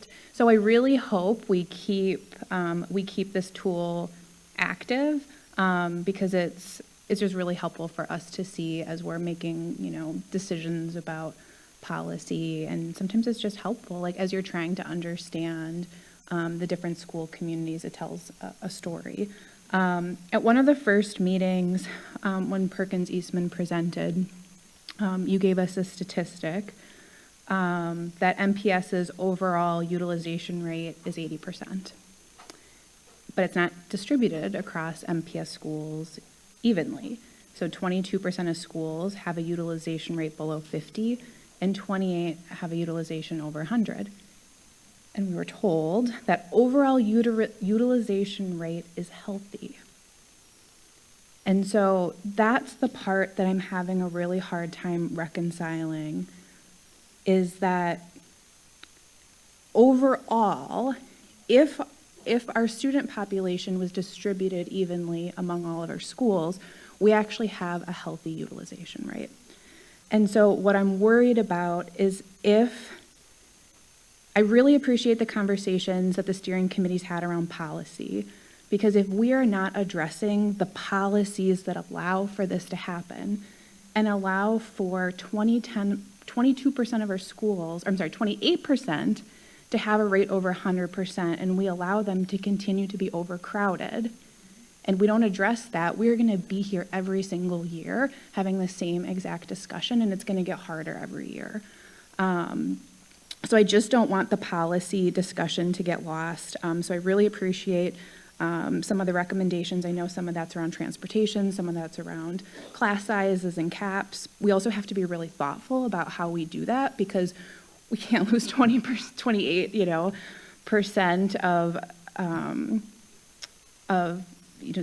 students in those particular schools. So I also,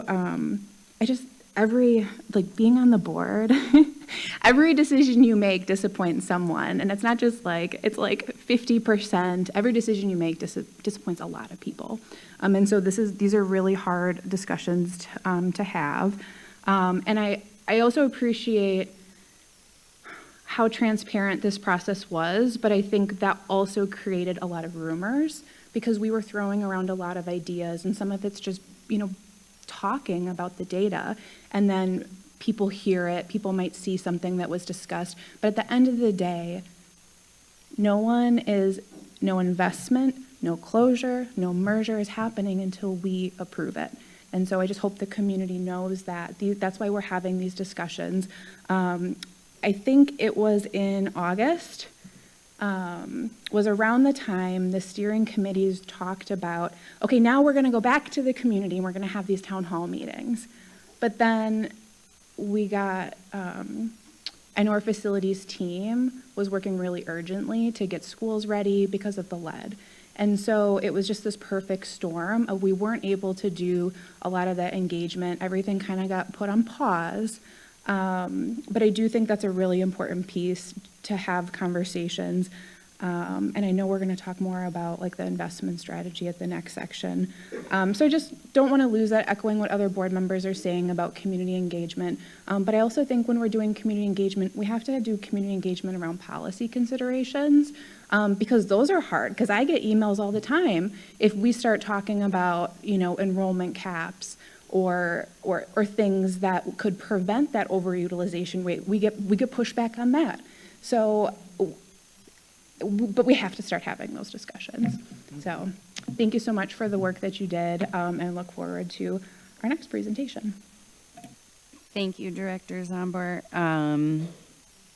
Yeah, I often say that, especially as it pertains to the budget, we're oftentimes trying to make the least bad decision, because it's, there are so many needs and finite dollars, and it's really hard to make some of these calls. So so I think the first question kind of was around, how are we going to maintain the data that has been gleaned from this process? I don't know if that's going to continue to live on our website. Will it be updated as facilities change? I don't know if that part of the process has been, if we have a vision for how we kind of wrap things up moving forward. Administration. Director O'Halloran, and Director Zombor, members, I don't believe that we plan to get rid of the website, so it still will be up and available for planning. As for updating, we will still have a relationships with Perkins Eastman. We could still engage with them in the future if we need to go back to them for any of their data or studies or upgrades, but we then would need to bring a new contract forward with the board if we did that. To keep the website up and keep it regulated, or within our own data dashboard as part of the governor's audit is one of the things, is to be able to keep up data systems, transparently reporting pieces to the public. And so this could be one of the things that the facility team does. Okay. And then, so with the policy discussions, the next presentation talks about investments in the facilities and programs. And this is just a question, and I don't know if then it lives at LRP or when we have kind of a more robust discussion about some of the policy recommendations. So I'm looking at the chair of LRP, I'm looking at administration, I'm looking at OBG. Do we have plans, explicit plans to bring some of those policy discussions forward? Director O'Halloran, as you know, we are engaging in a very deep policy discussion at the board level and have been all year. I think that work is going to wrap up in July, right, Dr. Owenmore? And so all of those policies will come back in June. So as we have highlighted in this presentation, some of the additional policies that we have to do. In my presentation also, we have a number of policies that are named from the Perkins Eastman that we need to take a really close look at and a deep dive in. I think we'll address them both in SPB meetings as we move forward, as well as I think it's appropriately placed in LRP to make sure that the LRP committee also has a chance to look at it. There may also be some specific policies that pertain directly to parents that we might have in the FACE committee too, that we have asked them to review so that they just can see those policies and respond to them too, so that we have good engagement. So any policies, many of them we're already working on, like class size holdbacks, and so you probably heard from some people who were not happy that we said, no, there's 40 kids in the class, we can't add any more students. So we are trying really hard to take a first step into holding tight on class size and enrollment and how we transfer students. So more work to be done, no doubt, in that area as we continue to move forward. Thank you. I'm going to go back. I do have a follow-up question, I know, from Director Ferguson. Thank you. Just, I neglected to make one other point that related to this conversation about mergers and closures. And that point is related to the fact that homeowners, talking about homeowners in District 4 in particular. So in the city of Milwaukee, District 15 saw the largest tax increase, property tax increase, at 30.93%. This district is the district that coincides with District 4. So it feels like on one side, we're being asked, I'm a homeowner in District 4, so on one side, my taxes are going up and we're being asked to foot the bill for the schools. But then on the other side, there's this looming conversation about closing a bunch of schools in District 4. That seems very unfair, that the homeowners we catch it on both sides. So as everybody knows, when assessors come out or appraisers come out and appraise your property, they take a lot of things into consideration.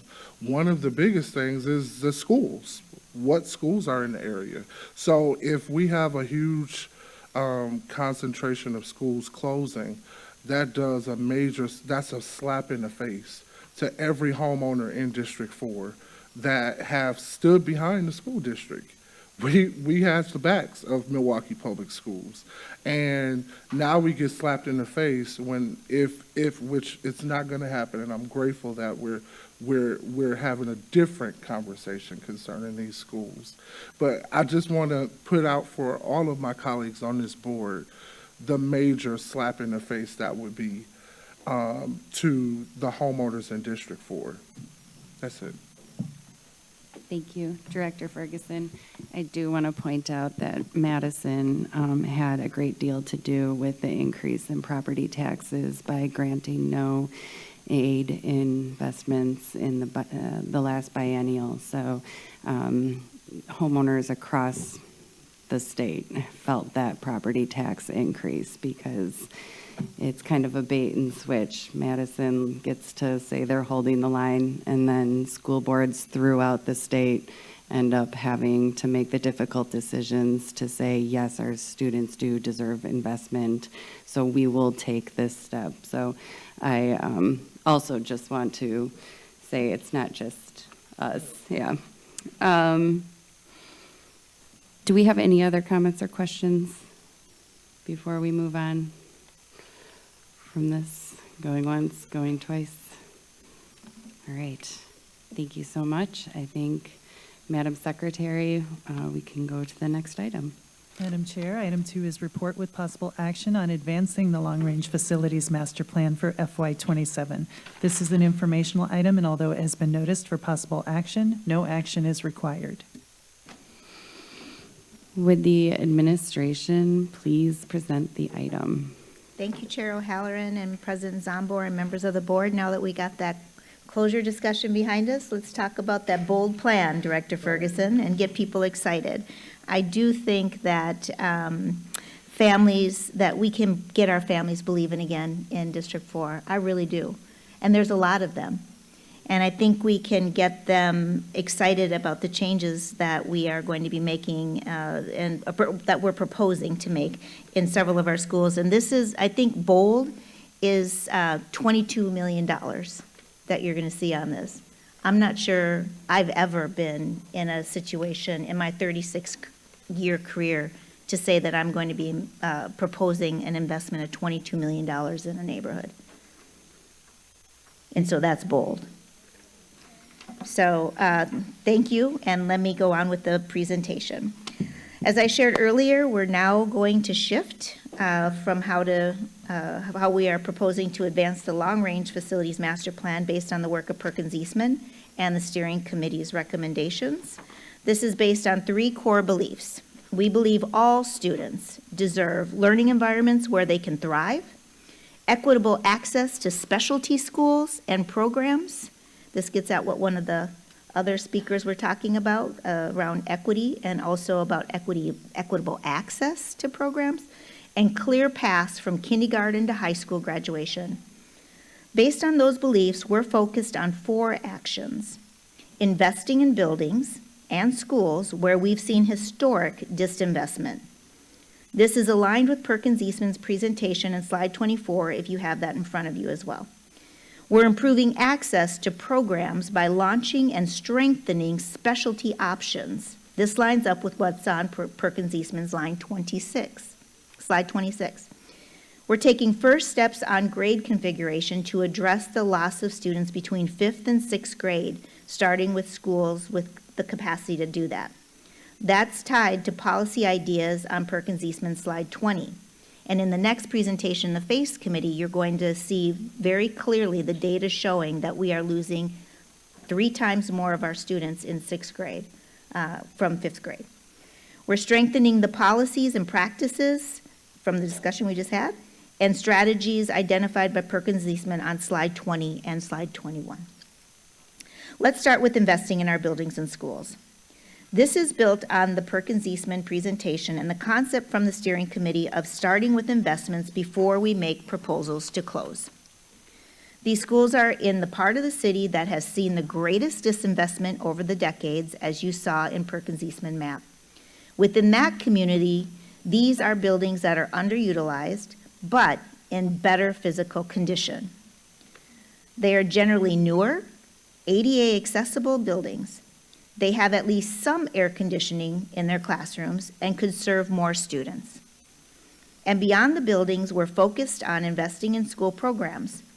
These schools will have full-time art, music, and physical education teachers, and it's a step toward moving in that direction district-wide, but we're starting where the need is most dire.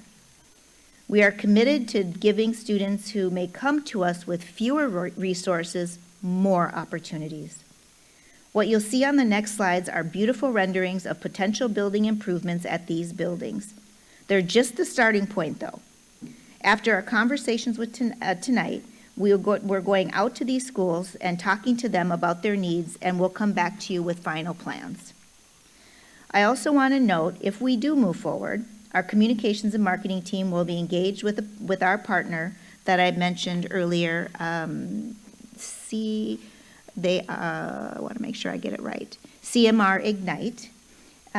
We'll be working with them, and they have significant experience working with families in the affected communities, and would launch a promotion plan specific to schools so that we can recruit students to our schools, especially those students who are not currently in MPS, but also MPS students who may be selecting other schools, longer bus transportation, or parents are driving them to their school. We'll start with Douglas School. This is currently a middle school, but as you saw in the consultant presentation, it is really underutilized, and we do have much capacity in nearby middle schools. Our plan invests in the building to convert it into an elementary school. Options could include a welcoming lobby, new windows, and facade upgrades, and new classrooms designed for safe environments for our youngest learners. Current middle school students could stay at the program currently, or they could phase out.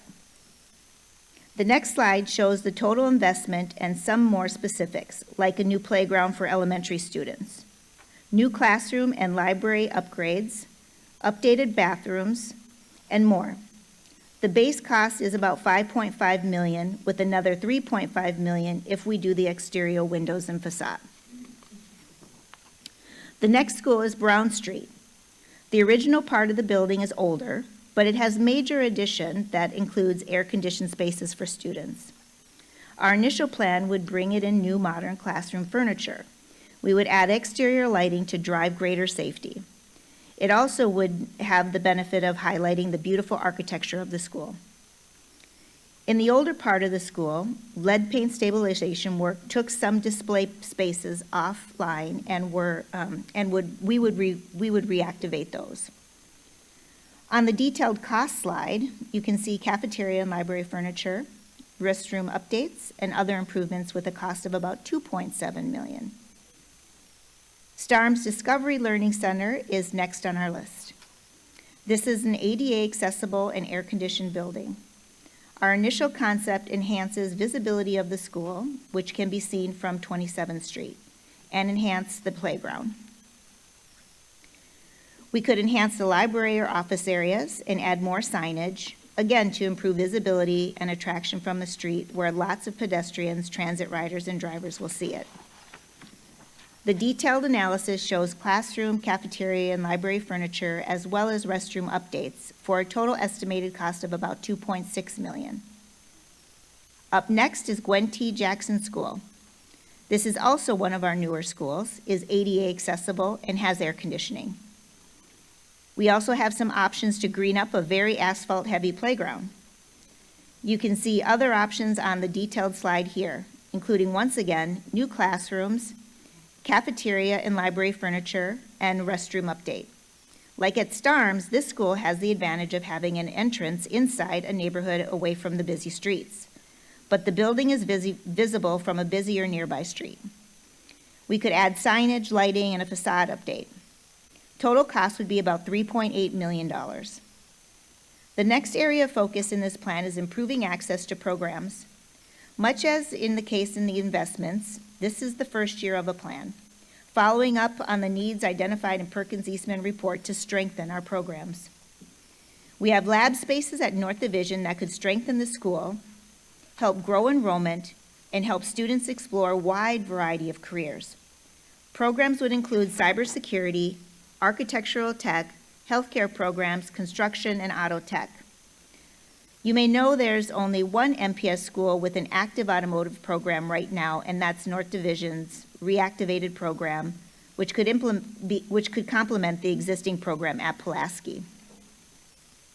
As noted in the slide, these are in-demand careers, and we could connect students to college-level credit through MATC. It also gives us additional labs to use for after-school programming and adult education programming, like Mr. Rart talked about, through our rec program. We also have the opportunity to strengthen both the Wisconsin Conservatory of Lifelong Learning and the Obama School of Career and Technical Education. Both are K-12 right now, and we're proposing to focus WCLL on grades K-6 and Obama on grades 7-12. This allows WICL to focus on age-appropriate learning for students in the younger grades, particularly because we have such a strong literacy focus now, and it allows Obama to focus on career exploration, greater course variety, advanced academics, arts, and athletics in a high school facility. If anyone's been out to Obama, they have amazing potential there with amazing career labs. They just need a little love.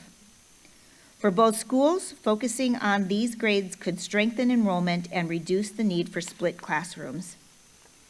Students at these schools would have a choice of school if their grade is no longer going to be offered. For staff whose role would change based on the shift, we would follow the normal MPS process. This includes recognition of seniority. Staff would have a guaranteed role at another MPS school. We're really excited about what's happening at Vincent in its agricultural program this year. And we want to strengthen the River Trail School of Agricultural Science as a feeder program for Vincent. So we're proposing to build a greenhouse that would offer year-round agricultural learning at the school instead of the current options that are weather dependent. And like Gwen T. Jackson, we're also proposing to construct real classrooms at River Trail to replace the open concept spaces. You may recall that when we gave our sustainability presentation, we talked about a grant funding gap to continue moving forward on our green schoolyards. So we're proposing to fund $1.5 million to make sure the 5 schools slated for work this summer are able to get that done and kids don't miss out on their play. That brings the total number of green schoolyards from 37 to 42 by the end of the summer. And hopefully we'll get green yards in all 106 of our elementary schools and get rid of all this concrete I see when I visit schools. Finally, on the program side, we're looking to create a lab school at Hartford University School. You may know the school is located on the UWM campus. We'd build a formal partnership and develop Hartford as a modern urban school. We can grow our teaching workforce there and across the district by establishing residency programs and bringing student teachers into our professional learning spaces. The third thing we're talking about tonight is some first steps on grade reconfiguration. I'm not proposing any overall changes tonight, but we want to give our K-5 schools and families more options and we want to explore with our families whether they would be interested in this model.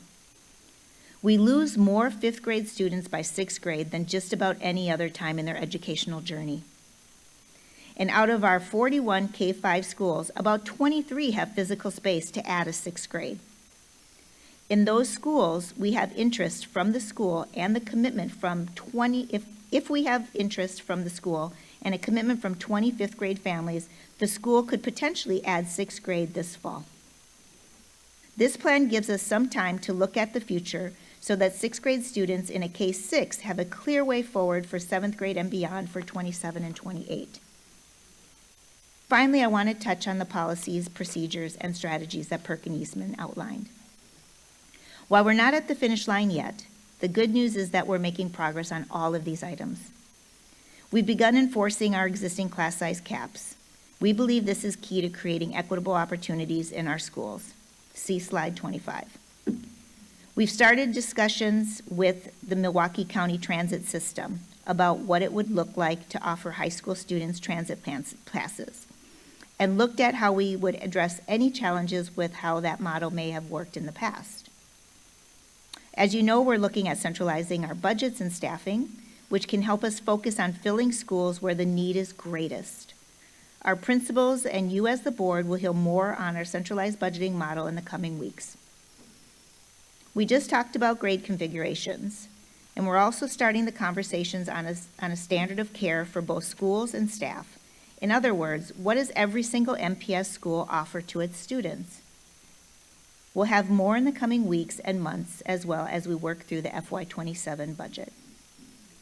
We're also having conversations with the city, the Chamber of Commerce, and state lawmakers about the state law that requires us to hold on to vacant buildings and offer them to charter and choice schools, and believe there is an appetite for change in that process.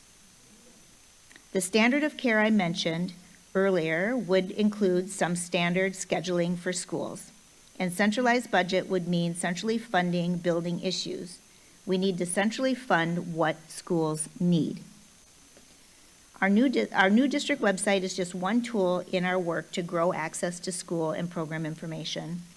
This fall, we will launch an online tool to see which career and tech programs, art programs, language, and AP/IB programs are offered at each high school. We continue to work to strengthen surveys so that we have the data we need to make informed decisions, and we've begun conversations with the city and others about looking at shared usage for our schools that could benefit the community, In particular, we've already had meetings about the San Diego model for housing for our staff that have low-income eligibility. I want to close by again stressing a few points. This is our proposal for the first year of implementing the plan.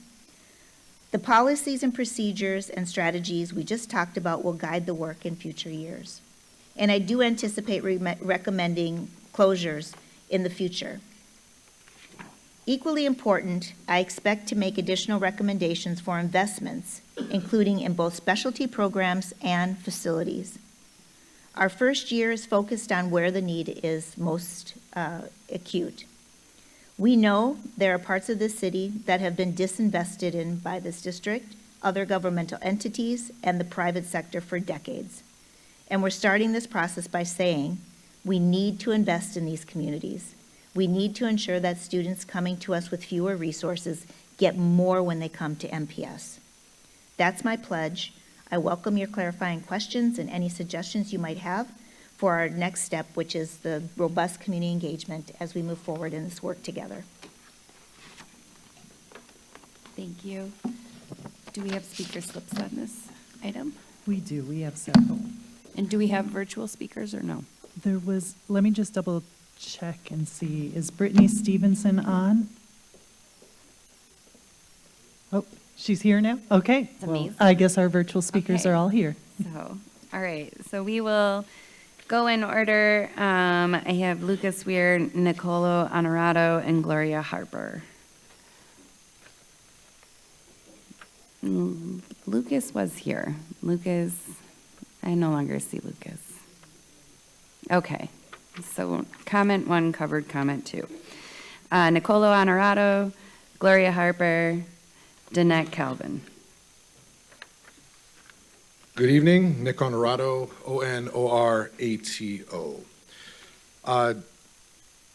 53206 is a predominantly black community, and predominantly black communities in Milwaukee have experienced structural racist divestment for generations, and MPS has been a part of that backwards legacy.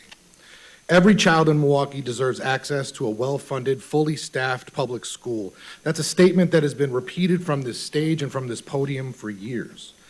The MPS board directed administration to implement specific plans of support for 53206 schools. Where is that work? Last June, this administration abandoned our 16 MPS community schools, including Our Avenue and Hopkins Lloyd, now targeted for closure. Community schools was supported by the whole student by assessing not only academic needs, but by providing support to students and families to address some of the root causes of academic struggles.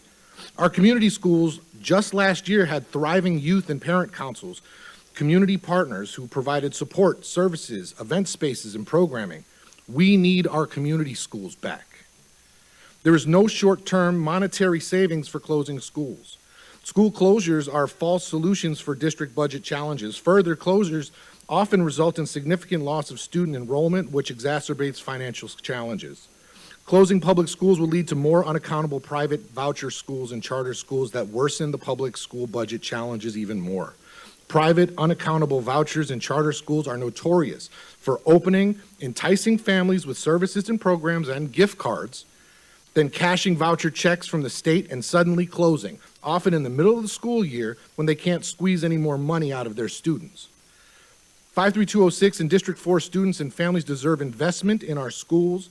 Students deserve the opportunity to thrive with resources and services, not a bait and switch, not platitudes and photo ops. MTEA will not stand by and allow 53206 and District 4 to be abandoned by this administration, which will leave a scar on our city for generations. We're going to hold administration to what they said last month and invest in 53206 and District 4 and provide them with the great public schools that they have a right to. Thank you.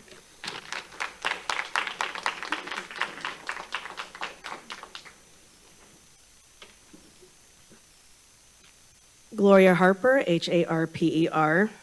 Thank you, Board, for allowing me this opportunity to speak. I am a proud MPS teacher, formerly at WCLL and currently at Obama, both K-12 schools, and I can testify to the family community and the family feeling for not just the staff, but also every child and every student, every teenager that is inside of that building throughout the years that I have been at both schools. Now, I am here to state my absolute opposition to what you are calling this proposal. Let's be honest, this is not a proposal. It is a decision that has already been made, dressed up in polite language to avoid accountability. What is happening to Northside schools is not an accident. It is deliberate, it is systemic, it is shameful. You don't have to say the word racist when your actions say it for you. When schools serving primarily Black children are consistently underfunded, destabilized, and then targeted for closure, the pattern is unmistakable and historic. Dr. Cassellius, as an aspiring superintendent, I am watching your leadership very carefully and very closely. I can understand rationale without agreeing with it, but I will not accept dishonesties. I will not. You had no problem going door to door at the end of summer to ensure that students were coming up to school and showing up to school for the first day. I expect that same boldness and that same courage and that same tenacity when you look these parents in the eyes and tell them you are closing their schools and why. Instead you chose surprise meetings. Minimal notice, no meaningful opportunity for families or staff to respond. This is not transparency, this is control. And it shows a profound lack of respect, and it shows a profound disengagement of your community that you serve. Northside families have endured decades of governmental neglect, food deserts, housing instability, systematic disinvestment, and now you are creating an education desert on top of that. So please do not insult us by pretending we don't see what's happening. We are not ignorant, we are not naive, and we are not fooled. And when I become superintendent, I will never lead this way. I will never ambush families or erase communities under the guise of reform. So thank you for showing me what to do, but also thank you for showing me what not to do. Do not close these schools. Be honest with these families and with this city, and invest in Northside schools with the same fidelity as the Southside schools have had all of these years. And when resources are balanced, I promise you Northside schools will shine brighter than anything you can ever try to hide. Thank you. Thank you.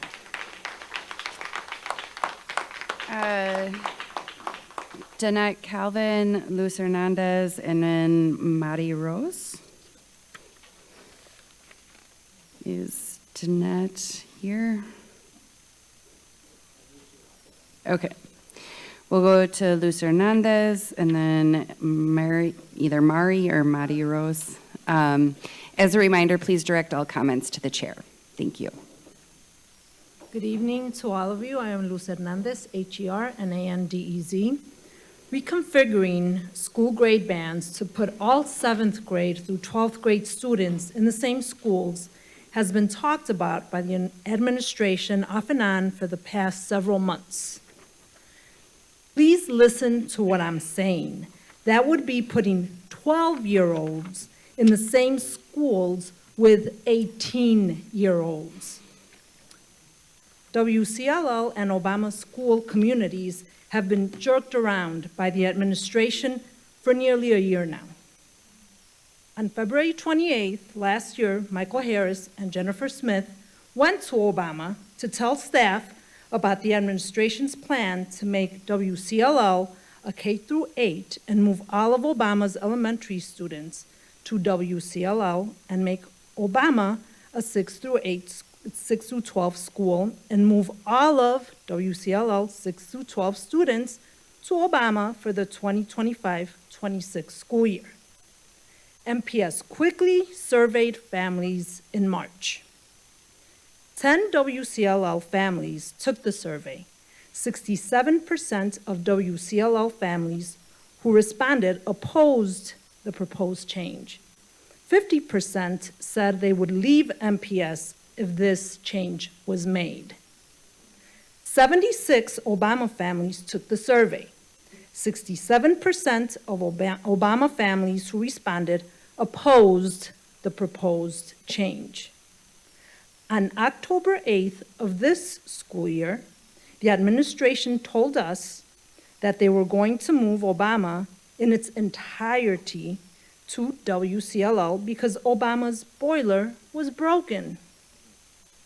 The next day, MTA confirmed that a backup generator was set to arrive at Obama the following week, and that the part ordered to repair the boiler would arrive before October ends, and that administration's plan to move Obama to WCLL was entirely unnecessary.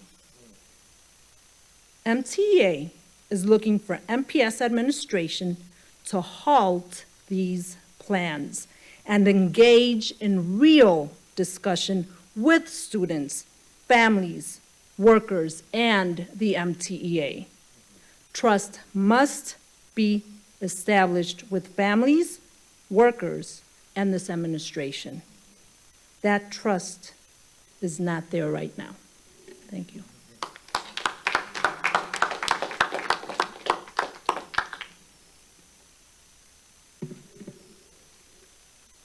Hello, my name is Mari Rose.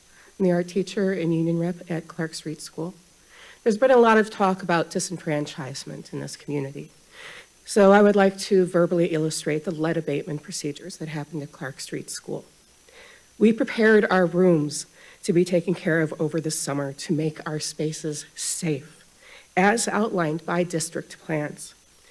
We were expecting to be able to resume our classes as usual. Instead, when we arrived for the 25-26 school year, we were surprised by the news that 2 floors of our building had been closed instead. The lead abatement didn't happen over the summer. I didn't see workers coming into the building to treat the paint until December. As a result, spaces and supplies had to be moved. Office spaces shifted or were lost. Rooms that we relied on for after-school programs and student support had to be used, removing valuable programs and spaces that help retain families and incentivize engagement. We can't expect our communities to thrive under this kind of disruption and disinvestment. Our speaker has said it's not about money, it's about improving these buildings for our scholars. So let's make investment a priority. Let's invest in our schools and not disinvest. Let's not abandon our schools.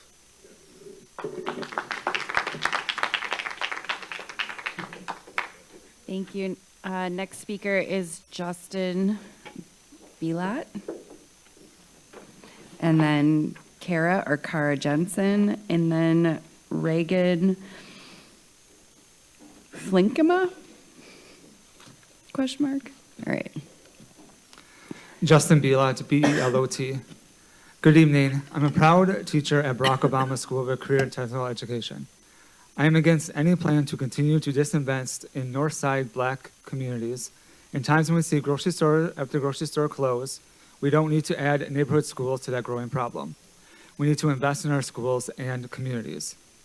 I want to particularly speak about the proposal to restructure grade levels at Obama and WCLL. This proposal was first introduced last spring. As a shock to both school communities, we raised many questions, including those on the staff survey the district sent out. To date, those questions remain unanswered. Late last week, we learned that district administration picked up right where they left off last year. We still have unanswered questions and no real plan. How will this all work? They skipped the communication part with all stakeholders and jumped right to putting it on tonight's agenda. Obama and WCLL are in no close proximity to each other and just assumed that students will travel, perhaps even almost an hour on a bus to the other school is just naive. This will create another opportunity to lose students to private, charter, and voucher schools. Last year, I personally asked the administration to sit down with each school's building committee to discuss this plan. How will busing transportation work? Enrollment, staffing, budgets? Without a concrete plan, how can staff and families make informed decisions about what would be best for them? Without a plan and proof that it is not just another attempt to disenfranchise Black students, I cannot support this plan, and I urge you not to either. Thank you.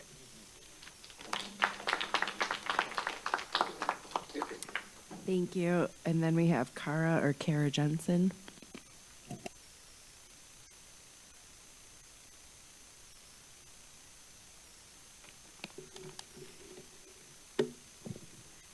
Good evening, Cara Jensen, Jensen. I am a proud teacher at Seaford Elementary School. I've been teaching there for about 7 years, and I think I want to start just with this story. When I first started working in MPS, I was excessed out, which happens when you're a first beginning teacher in MPS, sometimes it happens.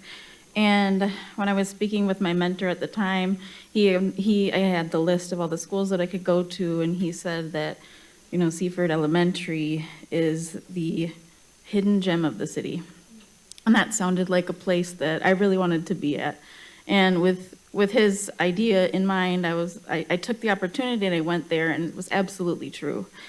And I think we've talked a lot about tonight how small schools are a thing that we need to bring back, and I think we need to cultivate that as a part of our community MPS, because it's lacking. And you could make a big school if you wanted to, but it doesn't mean that it's going to be more successful. And in fact, you can tell by when you have a smaller class size, you're able to reach the families a lot easier. You're able to reach the kids a lot easier. You know, with the data that you have in your own classroom, where they are and where you need to take them. So small is mighty, and I'm 5'2", so I know that smaller is mighty, okay? So I really want to urge the board to consider not closing these schools, because they are a hub for our families. They need us, we need them, we're better with them. So I guess lastly, I also want to say that Seaford Elementary is growing. We're at 213 students. I just checked in with my principal tonight. She told me. So we're growing, and I think that if you're going to consider closing our school, you should also consider the individual factors and talk to the families that go there. We've had many families return. We've had grandparents who've walked through the door who've had their children come through, and their grandchildren come through. So I think please include, when you're talking about just data, sure, that's great. I love data too, I'm a big nerd for data, but also look at the individual families that are walking through the doors, because they make our community. They are why we're here. Thank you.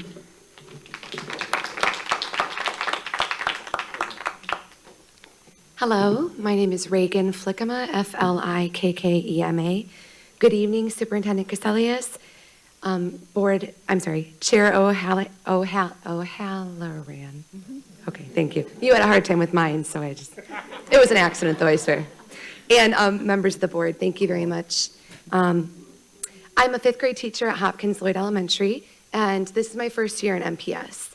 I want everyone here to know that I chose to work in this district. This is my 9th year in education, having moved here from Michigan, and I specifically wanted to work in MPS. I sought this district out, and I want you to think about what it means to any new teacher in the district. If they are at a school that is threatened by closure or merger, that uncertainty, that fear, and also that disrespect, it's very meaningful.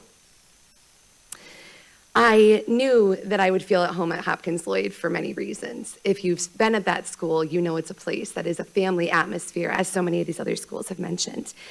It is a promising community, and it has grit, a lot of heart, and great potential.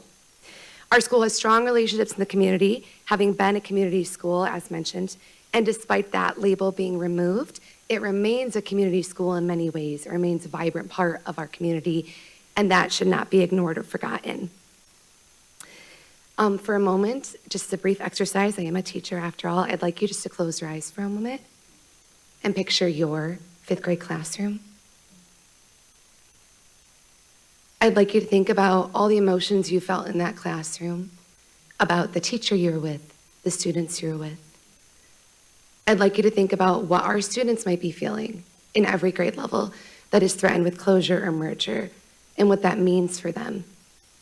I think that humanizing is really important here. You can open your eyes. I want you to ask yourself, what would your younger self think in this situation, especially if you had trauma, poverty, or the doubts of society thrust upon you? I hope this simple exercise illustrates the power of just one school. We know that these students matter, and I know you all believe in that. And so I'm asking you to act on that belief. I don't need to remind you these numbers represent people, as we heard from Director Ferguson. Children and their families who deserve investment, not divestment, and they deserve support and empowerment. It's impossible to view the closing of Hopkins Lloyd and any other school represented here today in a positive light, especially after a serious lack of investment, as we've heard. Our schools deserve to be fully funded and fully staffed, not pushed to the side. Please don't teach our children that they deserve to be forgotten or that their schools don't matter. They deserve better, and that's a lesson no one wants them to learn, and something that no teacher would have them remember. At Hopkins Lloyd, we have a saying, we don't give up, we eagle up, so we'll be in this fight. Thank you.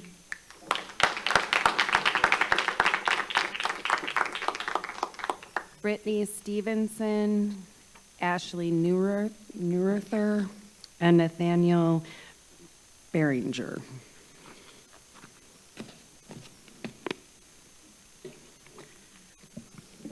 Brittany Stevenson, Stevenson.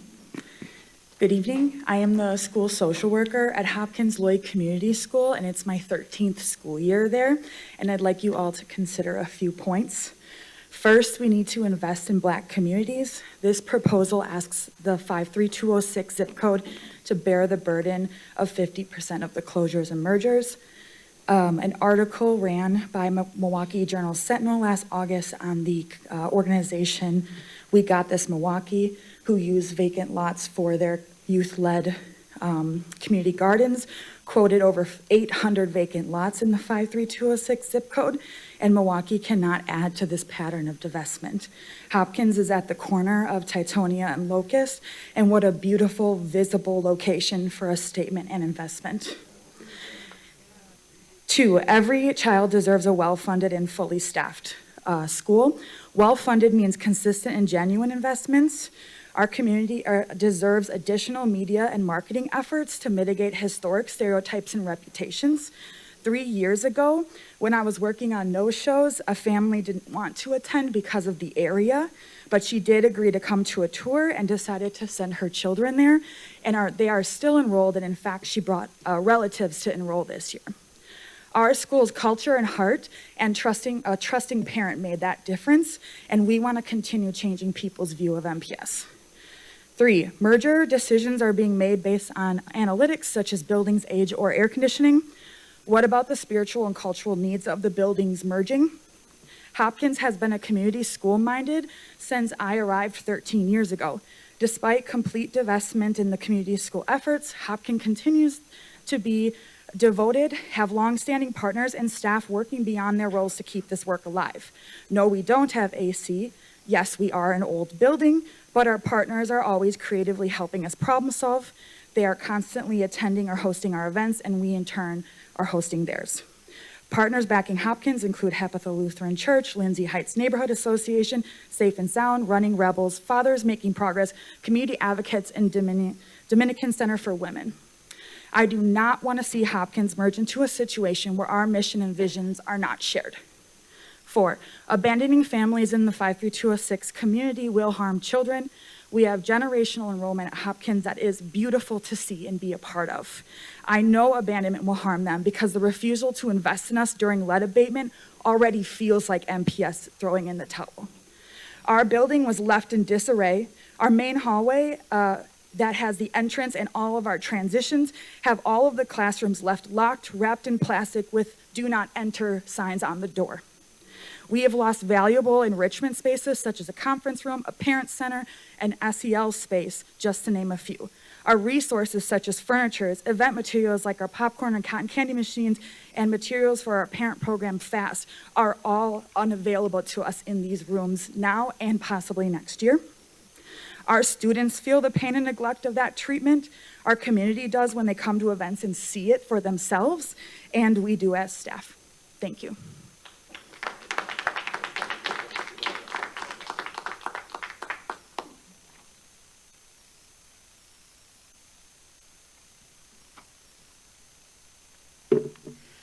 Ashley Neureiter, Neuruther. I'm here also with Nathaniel Brenninger. I'll be speaking with him as he is a coworker of mine at Douglas. This is my 5th year working in the district. This is my 5th year working at Andrew Douglas Middle School. It was the first school that, offered me a job. I took it, and I was ecstatic because it was in a neighborhood that I wanted to focus on. I didn't come into education because I wanted to be a teacher. I wanted to serve the community I lived in, and I live in District 4. And going to that school, it was definitely tough. Definitely tough being a first-year middle school teacher, especially when you're at a school where you end up being the only certified licensed teacher in the building for the first 2 years. That was strange. Wasn't expecting that. But now I feel kind of privileged because I see on the screens that we're a tier 0 school. We're one of the schools with the nice facilities that everybody wants. But we are still underutilized. And even with the pictures of what our new school will look like, I just don't see any of the answers actually coming forward. We are underutilized. We have a beautiful library that I see being converted into a K-5 classroom on the screen, but currently we have a beautiful library with no librarian. We have a librarian present 1 day a week, and that is new this year. We had, 2 years ago, we had, I think, a bi-weekly library presence. We are underutilized. We have a GE lab with 3D printers, computers, screen printers, t-shirt makers that we haven't used more than 1 year of the 5 that I've been working at my school. So I would hate to see that just be passed along to the next room or to the next school to be an empty room. We have a weird room in our school. It's got these brown lockers that have like these weird symbols on them. Kids have no idea what they are, but they're music notes. And those lockers are where instruments go, or where they would go if we had a music teacher, which again, we have not had in the 5 years that I've been at this school. Looking at the plan, the investment plan, I see the idea for a new playground, which is strange because we have a playground that works fine for our kids. Stained glass windows are not something I've ever heard any of my families talk about. I'd like to see a different type of investment. Thank you.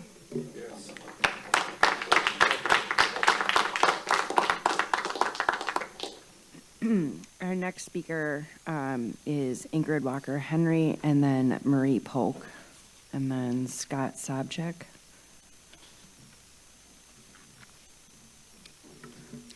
Good evening, Ingrid Walker-Henry. I'm going to start my testimony by giving the board an email sent to our staff, as well as a document that the members of the affected schools have put together on MPS disinvestment, as well as MPS needed investment in their schools. I want to start by repeating, we need to invest in Black communities. The schools slated for closure on Perkins Eastman's list, Seaford, Hopkins Lloyd, Auer, Clark, and Keefe, are all District 4 schools represented by Director Ferguson, and many are in the zip code 53206. The superintendent's plan does not show a call for investment in any of these schools. Tonight, you'll hear administration say that they don't plan to close schools, but yesterday, the administration sent our staff a disturbing email stating it remains a possibility that our could be closed in the future, especially if enrollment does not change. A communication went to the staff. Where was the communication to the families at these schools about this meeting? Where is the administration's plan to invest in Auer, Seaford, Clark, Keefe, and Hopkins Lloyd? Where is the administration's plan to increase enrollment in these 5 schools? School closures disproportionately harm Black and brown students, low-income students, students with special education needs. They increase educational inequalities and fail to deliver promised improvements. Divestment in Black communities harms student achievement and educator recruitment. School closures leave students and families behind and do not offer pathways towards higher levels of academic achievement. Closures rarely deliver the so-called efficiencies often cited as a primary motivating factor for closing schools. MTEA is looking for administration to halt on these plans and engage in real discussion with our Clark, Hopkins Lloyd, Keith, and Seifert students, families, workers, and the MTEA. Trust must be established with the families and workers. And at this time, the trust is not there. Thank you.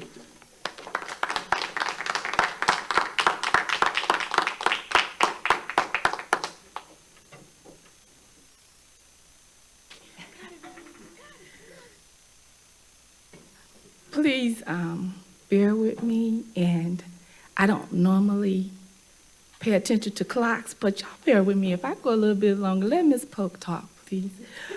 Good evening. My name is Marie Polk. My last name is spelled P as in Peter, O-L-K. I'm on fire, actually. My back is hurting, but that lets me know that I'm supposed to be up here and get this off of.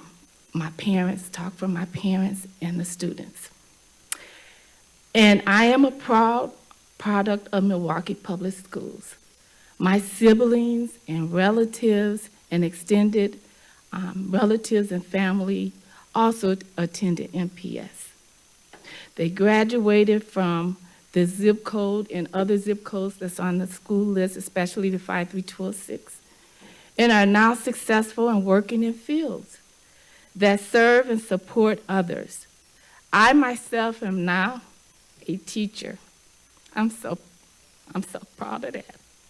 I understand the district is facing challenges with enrollment and aging buildings. However, closing neighborhood schools creates serious logistical problems for families. Many parents do not have reliable transportation. When schools are farther away, attendance drops, tardiness increases, and students' performance suffers. Distance from school is one of the strongest predictions of chronic absenteeism, which also affects district funding. School closures also disrupt students socially and emotionally. Children lose daily contact with familiar peers and routines, which impacts behavior, focus, and learning.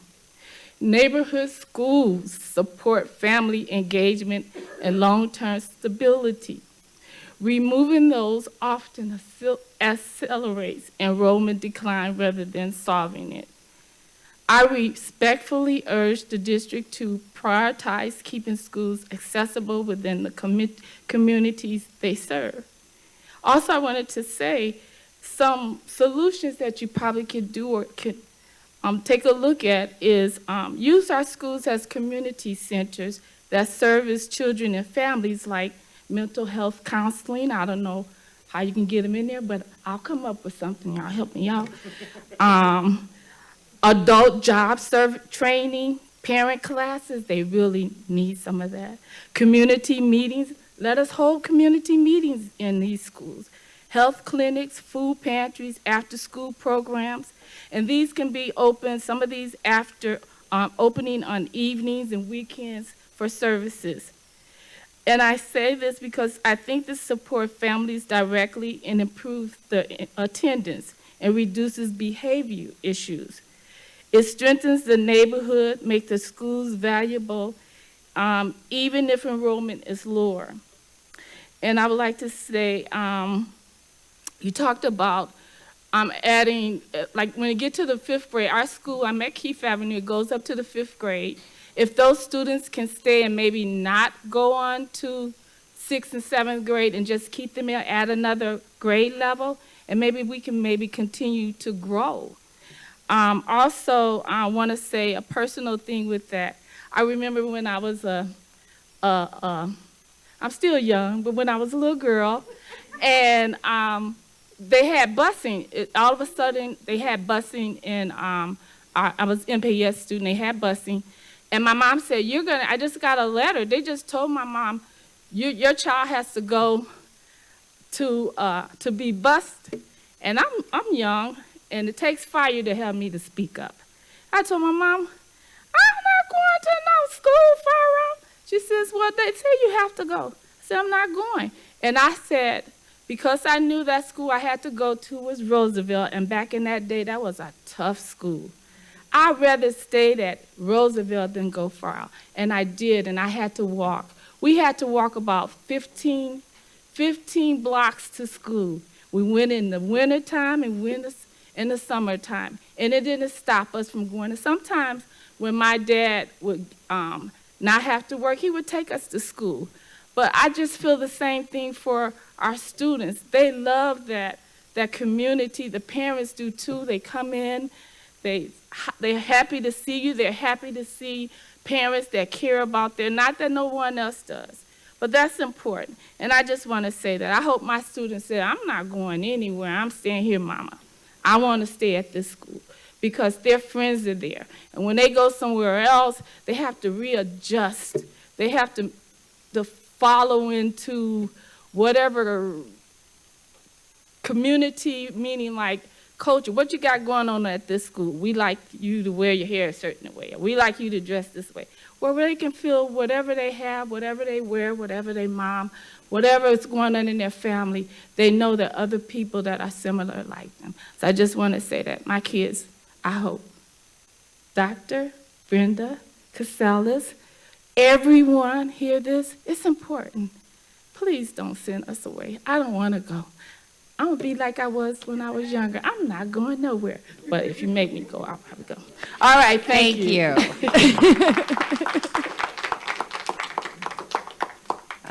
Scott Sobchak?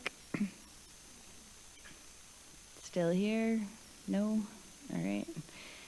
Miss Stockheimer, parentheses, Teresa. And then last, I have Quentin Claybon.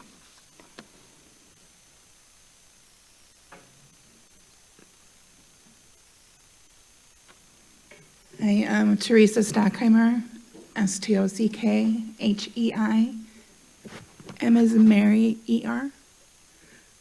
I'm a teacher at WCLL. Thank you so much for allowing me to speak tonight.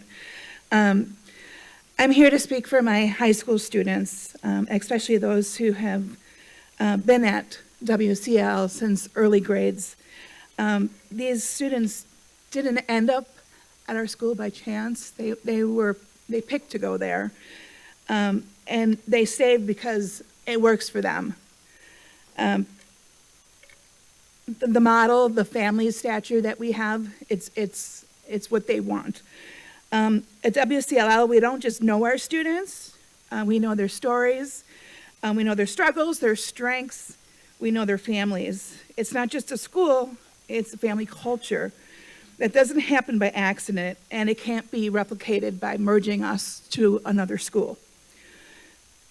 Tonight I saw former students at school. They're back to mentor basketball players. That's what WCLL builds. We build relationships, and it doesn't end at graduation. A merger with Obama may not be called a closure, but for these students, the result is the same. The small school they chose disappears. The relationship they built with staff, gone. The stability they count on, gone. We talk about being trauma-informed MPS, but trauma-informed practice means not uprooting students who have finally found a place where they feel safe and known. Stability is trauma-informed.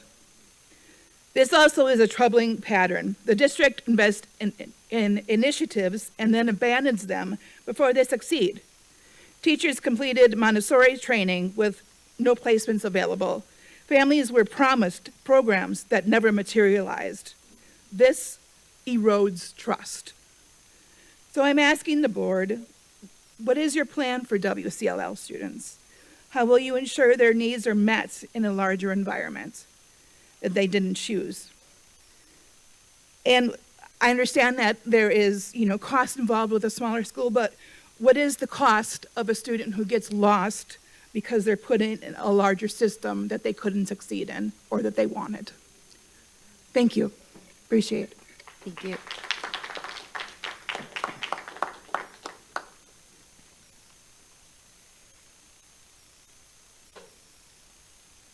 And then we have one last speaker, Quentin Claybon, who is making his way to the podium now. Hi, Quentin Claybon, K-L-A-B-O-N. Apologies, I'm going to speak more extemporaneously. I see the dynamics that have to go on at the board tonight, and so I want to keep kayfabe, and we'll keep it going. First of all, when my brother and I moved out of the house, my parents stayed there for a couple of years, and then they downsized. My family's still my family. They just had some more money for retirement to go fly see my brother in Texas or use other things. We're still a family, no matter what building size we're in. Secondly, gosh, Perkins Eastman set you guys up. This was like this was an avoidable conversation that, using the criteria, you could have avoided like 9 months ago by just changing the criteria for how these buildings were selected. Sorry, just the closure buildings, not the investment buildings.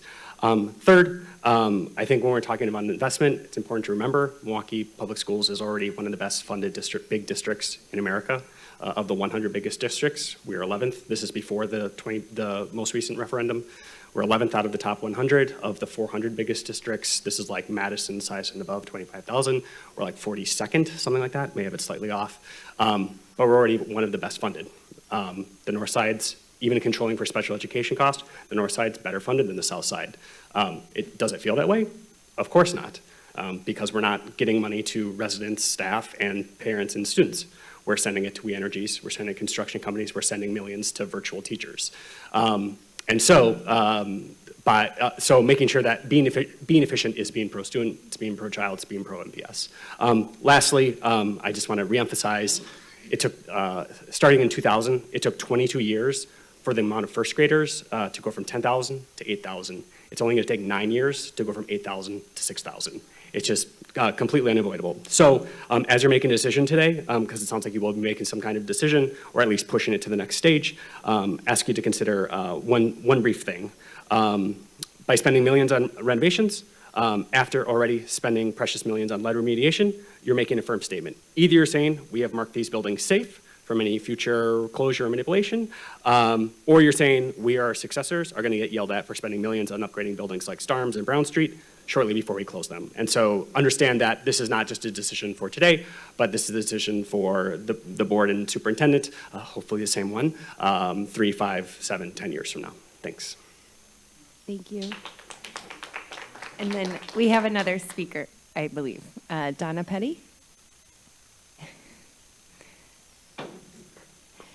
+1. Hi, my name is Donna Petty. I'm a parent.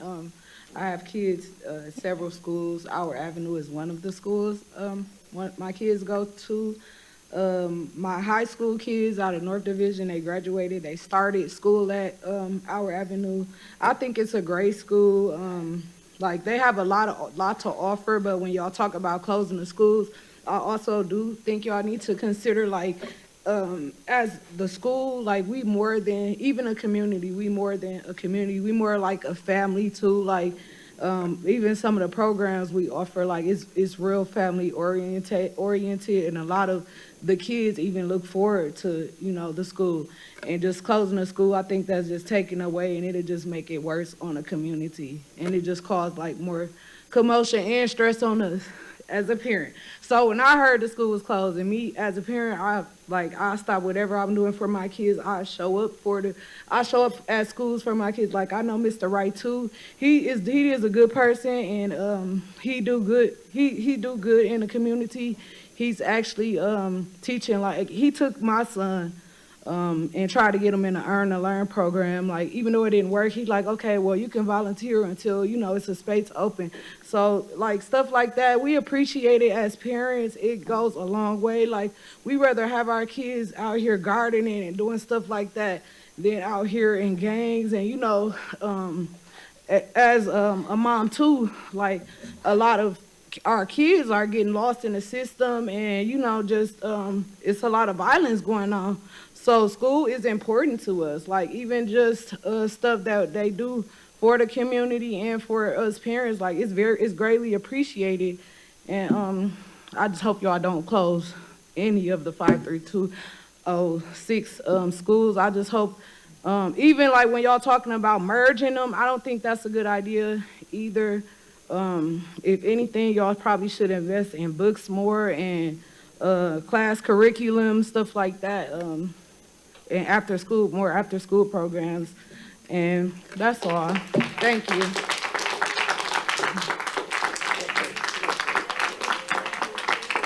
Thank you.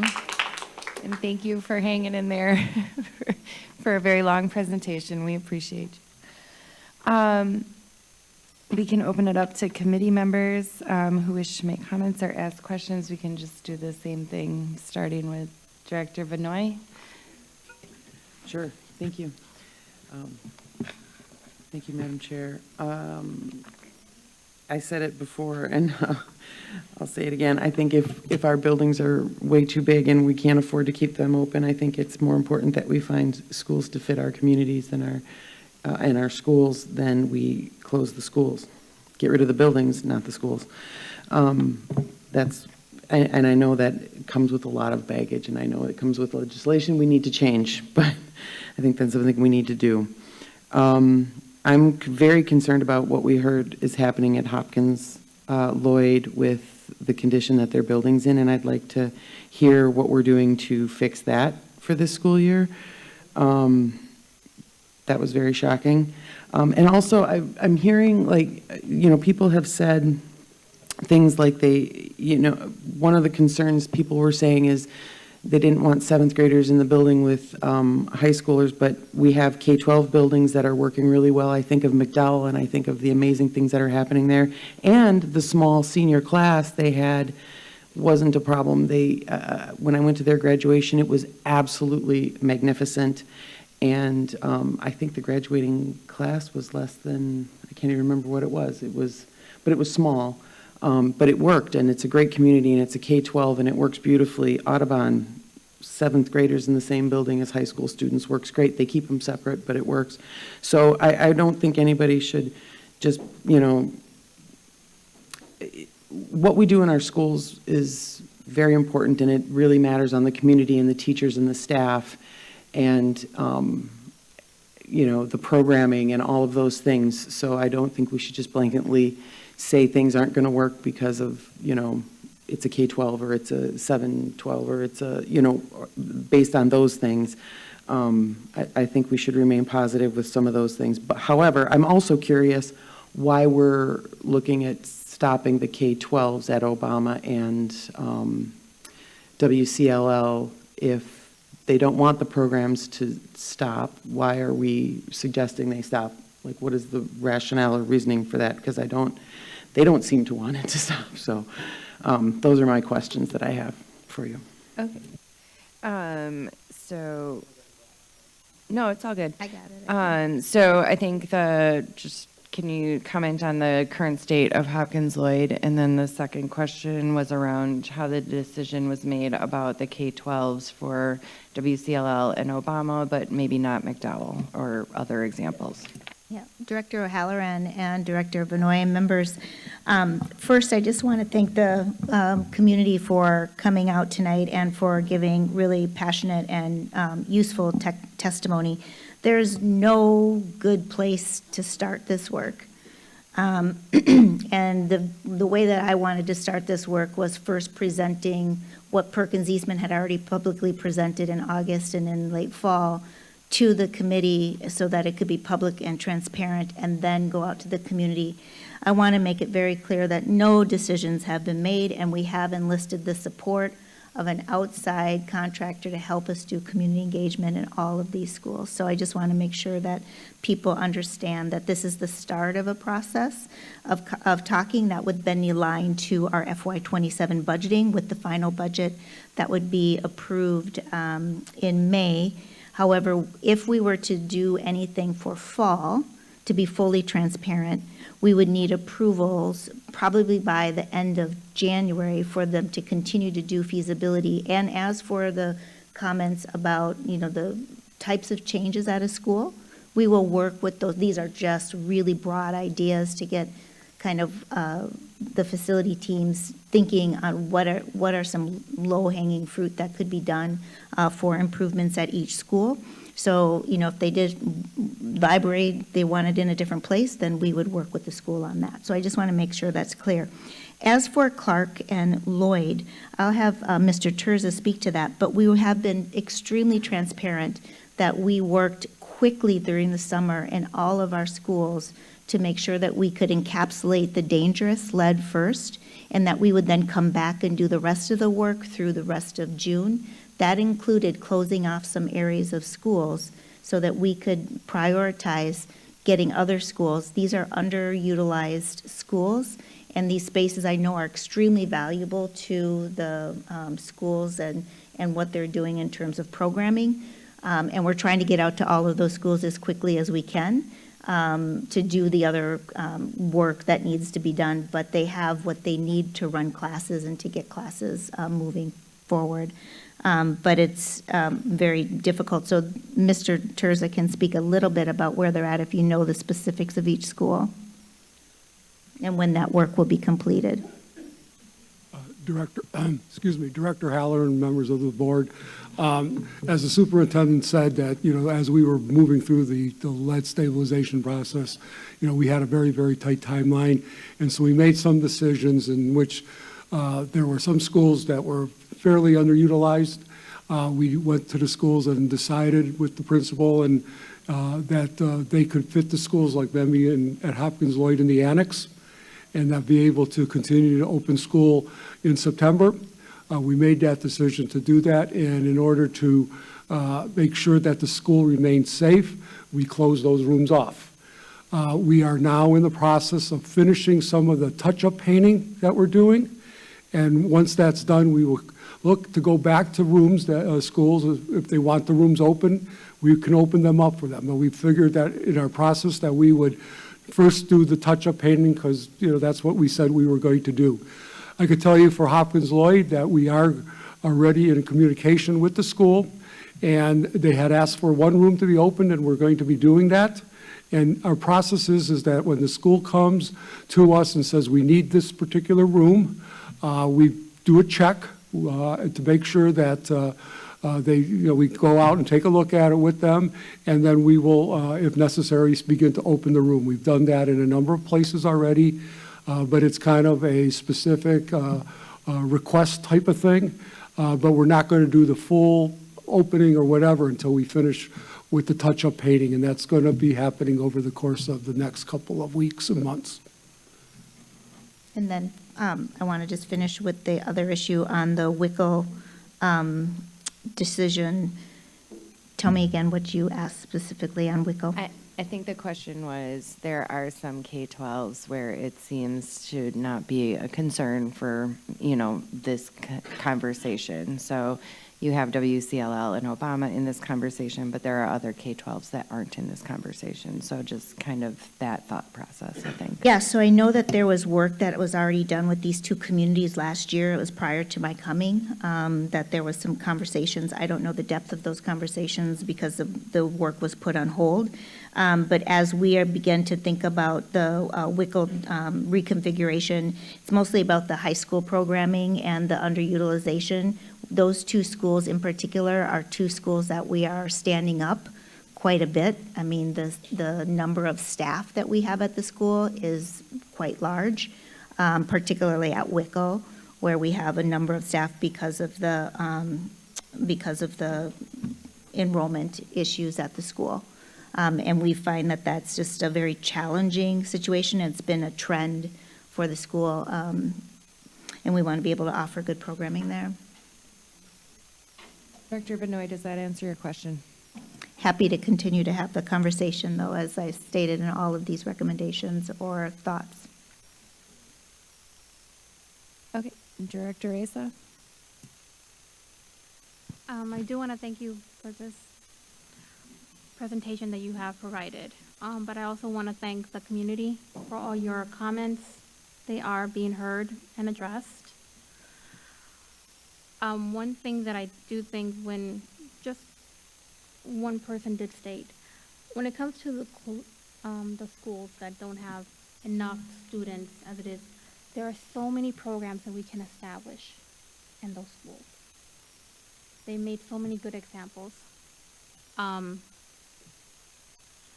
I really do think that we can provide that. Like GD classes, English classes, or bilingual that we can provide.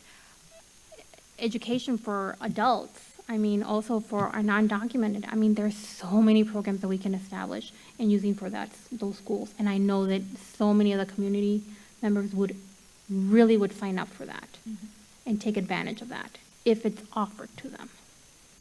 So that's just one comment that I want. We can do. Thank you. Administration, I don't know if you have any thoughts about how we can grow offerings outside of just the, K-12 Yeah, setting. Director O'Halloran and Director Reza, members, it's all a matter of resources and where we want to put the money. If in fact we don't want to make investments in buildings, then we wouldn't be using our capital improvement dollars or our construction dollars for these projects and investments. We had already, as part of these recommendations, as you heard in my presentation, talked about some program promises in these 4 investment schools, really just to get a start on this phase 1 part of this program of Invest and Grow, to begin to demonstrate that, having real high-quality learning environments and taking care of some of the deferred maintenance and beautification and playgrounds and those programs, as well as guaranteeing 1.0 art, music in these programs as they grow, is kind of a test case, was what we were doing with these 4 schools. The reason we're not doing the other schools, they have very, very low enrollment. They're just over 100, close to 150 in most of those schools, which makes it extremely challenging to continue to stand those schools up. We are going to be working on enrollment campaigns with them. The MTA said that they are very eager to work with us on enrollment campaigns in the community. And so I know that they've already had initial conversations with our communications director on that. And if we were to say no to investing in actual buildings and more to investing in programs and staffing, like we're currently standing up, that then is an additional burden on our operational budget. And so we already know that we have significant cuts to get us to structural balance on our operational budget. And so I'm certainly willing to bring additional program investments, if we wanted to expand Montessori or we wanted to expand IB or arts programming or those sorts of things. In addition to these 4 schools, to broader schools, you're just talking about additional resources and burden on the operational budget. And we were trying not to put additional investments beyond these 4 schools on that side that would be so significant that they would add to the structural imbalance that we currently are experiencing in the district. Thank you. Director Jackson? Short. I appreciate all that was said. I can appreciate as well just the start of what we're looking at right now. Just to be short and hold accountability on our end. The problem started with us as leaders in this space, the leadership in general. Unfortunately, these problems have been passed down the line year after year. So the conversations that we've been having has been falling on either leadership deaf ears or just ears who refuse to do anything about it. So I'm appreciative of all that's been said, especially the parent who showed up tonight, because oftentimes people say, well, for me, on a radio show that I was on a few years back, why do you fight for these invisible people? Meaning the parents, but they show up. But this is on us as leaders. We've failed. I'm going to say that personally as an individual because we are in charge of so many things. So with that being said, we need to definitely, go back and reassess and get more feedback before any decision is made that we know will impact the future, not just of our students, but the whole of Milwaukee in so many areas. And one space I do not want to fail us in, specifically is with the youth, is with the increase of violence, the increase of dropout rates. Like, there's so many other factors that contributes when we talk about doing these school closures and measures that most wouldn't consider, because again, you're not boots on the ground to know who it truly impacts and affects the most. So as leaders, we will do better. That is my commitment to you. Thank you. Administration.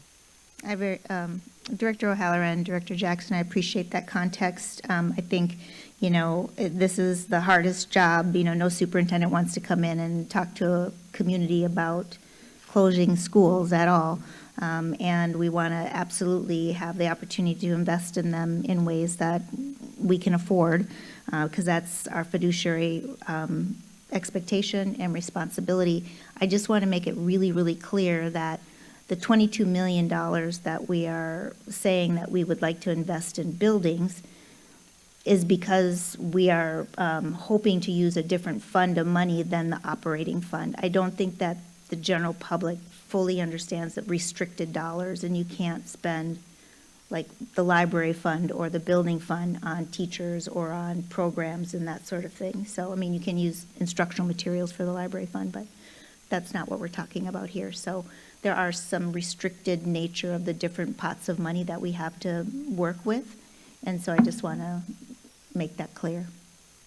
Thank you. Thank you. And just to clarify, we will be having a discussion about that fund and in future plans meetings for that in the future meetings. So there will be a deeper discussion about what's available and how it can be spent and the limitations on it. So there will be more opportunities for both education and input on, how we spend those dollars. Director Ferguson. Thank you. First I want to say thank you to the superintendent. I mentioned that we needed bold plans, bold investments in District 4, and this is historic. Your proposal is historic, and it's a step in the right direction. And I don't want to lose sight of that. Sometimes we lose sight of the forest for the tree, and I don't want to lose sight of that. So I do appreciate you coming here tonight and presenting your proposal for investments, historic investments in District 4, which everybody in this room knows has not happened for a very, very long time. So I applaud you and I thank you for doing that. One thing that concerned me tonight, I was not aware of families being surveyed at Obama and Wickle, and even more so beyond them being surveyed specifically about the grade configuration plan. I'm concerned that after they were surveyed, we're still moving forward with a plan to reconfigure the grades anyway. One of the things when I first became chair, and I see see my colleague Director Leonard in the audience, but when I first became chair of PACE, we changed the name to FACE, and in our very first community meeting we hosted, one of the things that we committed to was viewing our families as co-creators in an excellent education. And I just want everybody to understand the contradiction that our families see when we ask them, well, what do you think about this idea? And 60-something% of them say we don't like the idea. But then the next month we come forward with the very idea that we just solicited their impact on. That turns parents off So while we're talking about how do we get students into schools, that parent who came here tonight, I don't even know her, I don't know her story, but I can see that she's got a lot going on in her life.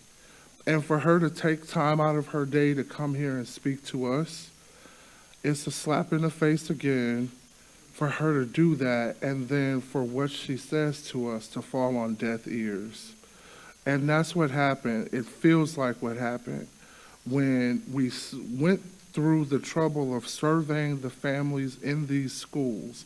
And in both schools, they told us what they desired, and then we come forward with something different. I just want to know what happened. Thank you, Director Ferguson. And as a reminder, speaking of FACE, there will be another meeting after this, so stick around. FACE is coming right up. Administration, so we heard about a survey, and then it sounds like we're proceeding with plans, even though perhaps the survey results didn't support them. Is there any clarification that you can provide for that, please? Director O'Halloran, Director Ferguson, I'll let Mr. Galvan speak to it since it was prior to my coming. However, when I did come, there was some significant violent events happening at Wickle at the time that I came. The school was very challenged when I first came. I believe that the reason that it is not as challenged this year, and it's been bumpy even this year, is because of the additional resources that we've put at there within the school, and we've also really supported with leadership as well at the school.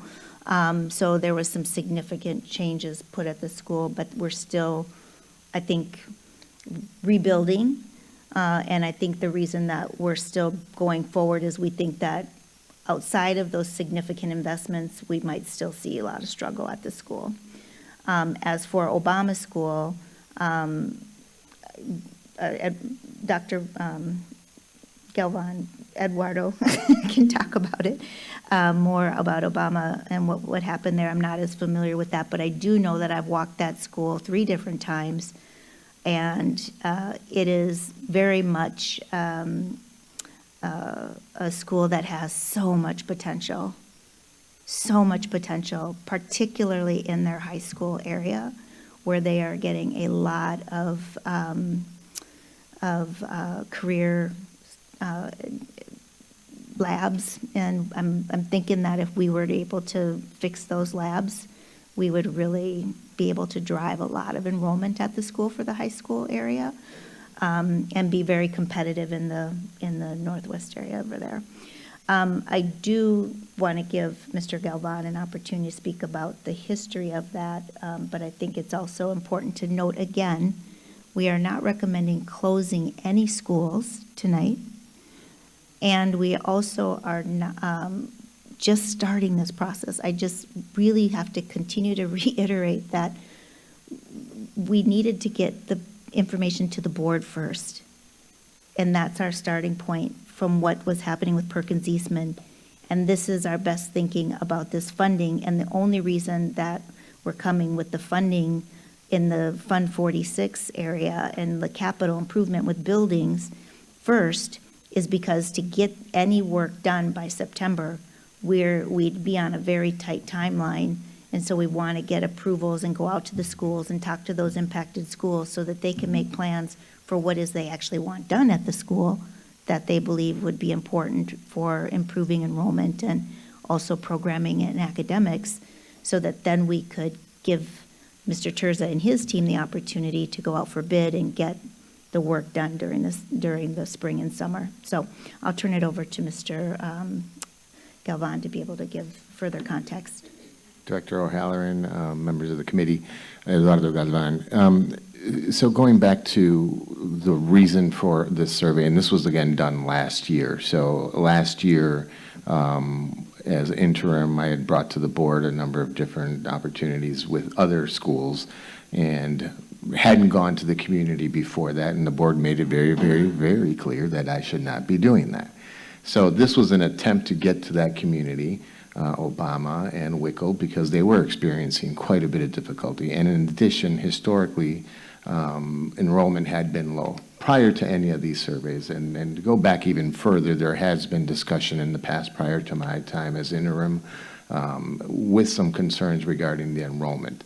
And those conversations were had, again, with prior administrations.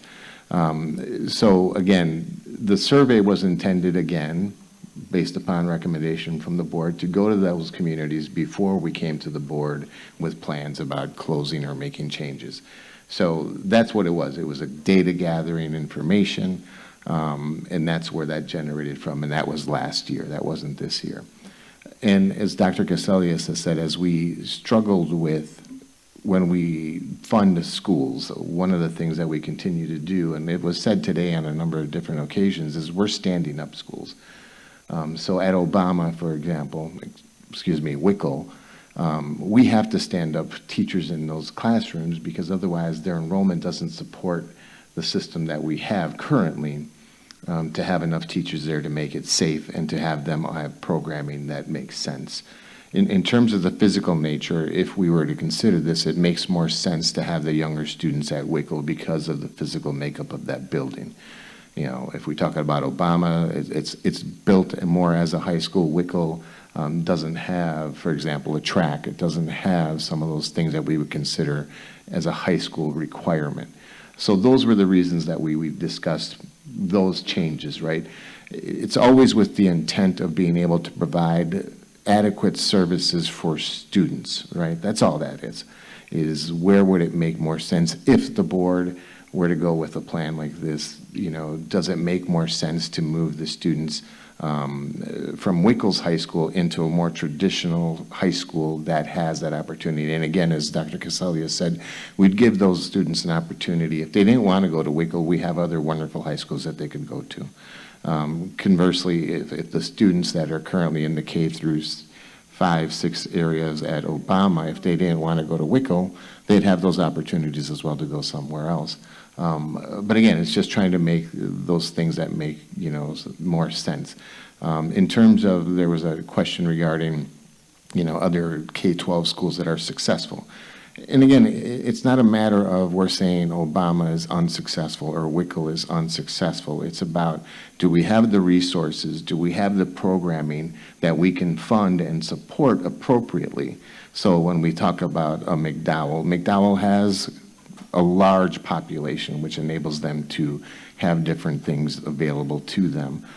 So that's part of that discussion as well. So that's kind of some of the background as to the survey. And again, that even before last year in that survey, there were discussions by previous administrations around concerns with that enrollment.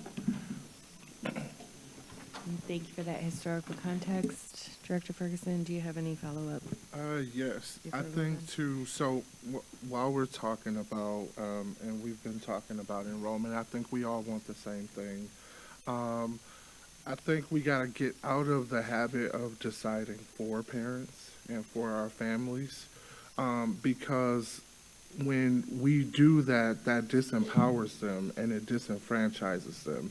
So I understand why we're moving forward with the recommendations, but I think we should probably rethink how to re-engage the parents around this idea so that they don't feel slighted or don't feel that we're not listening to them anyway. We're just going to do what we want to do.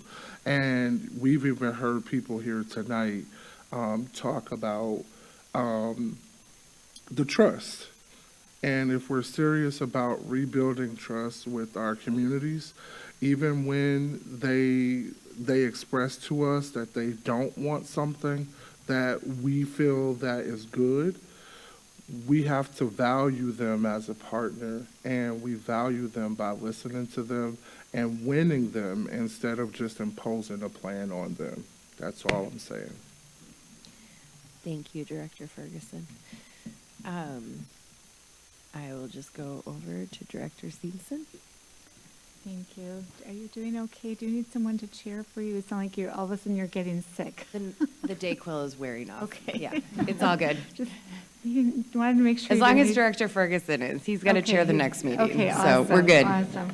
Okay, sorry, just wanted to do a little check in there.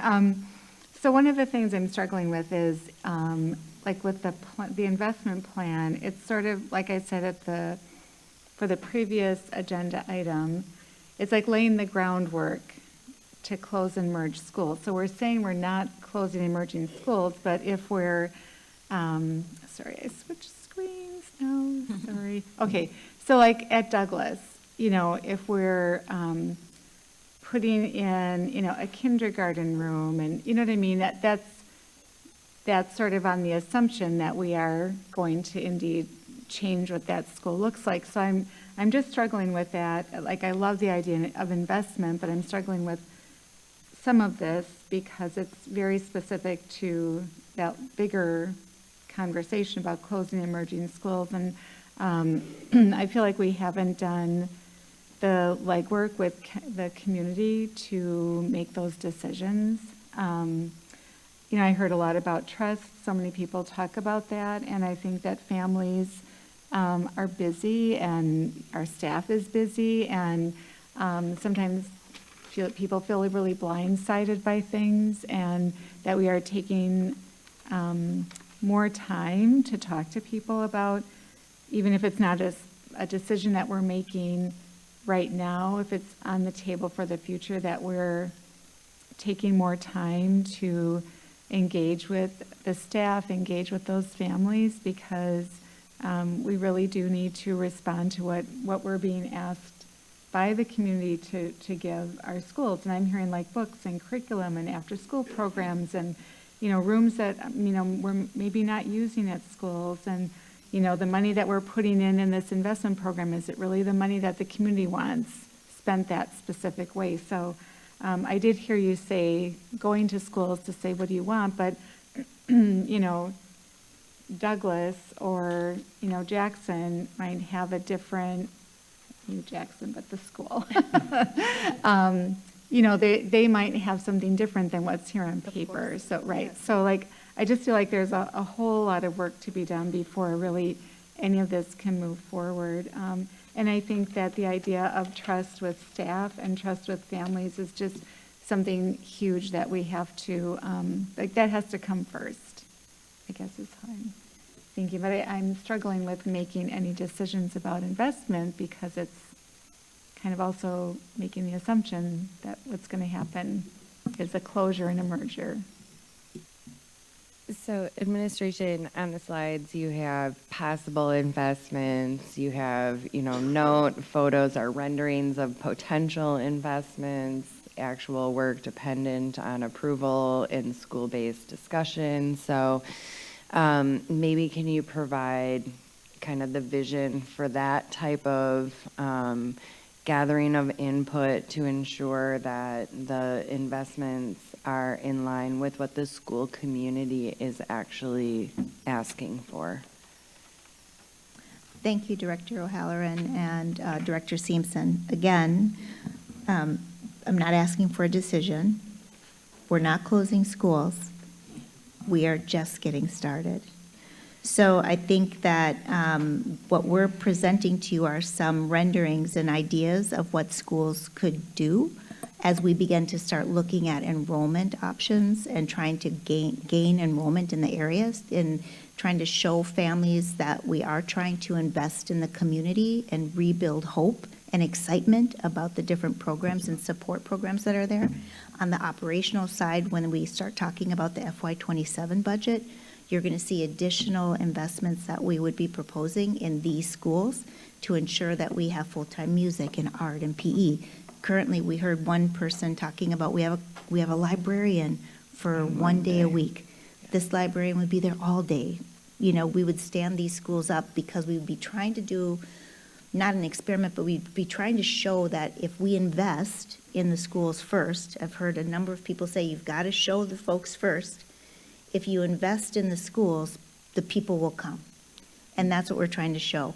I do believe, and that's why I'm so transparent, and the families, the staff got the letter, is that we have to say that some of those families will see those beautiful schools and those beautiful investments like they do in charter schools when they build brand new schools, and they want to go there and be part of it. So we could lose enrollment at the other schools.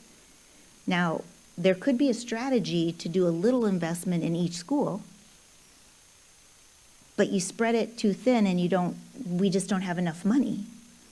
And so that's why we chose these 4 schools based on what Perkins Eastman had done with their utilization studies, the condition of the schools. Some already had ADA. That's really expensive to do in some of these schools who don't have ADA accommodations, air conditioning.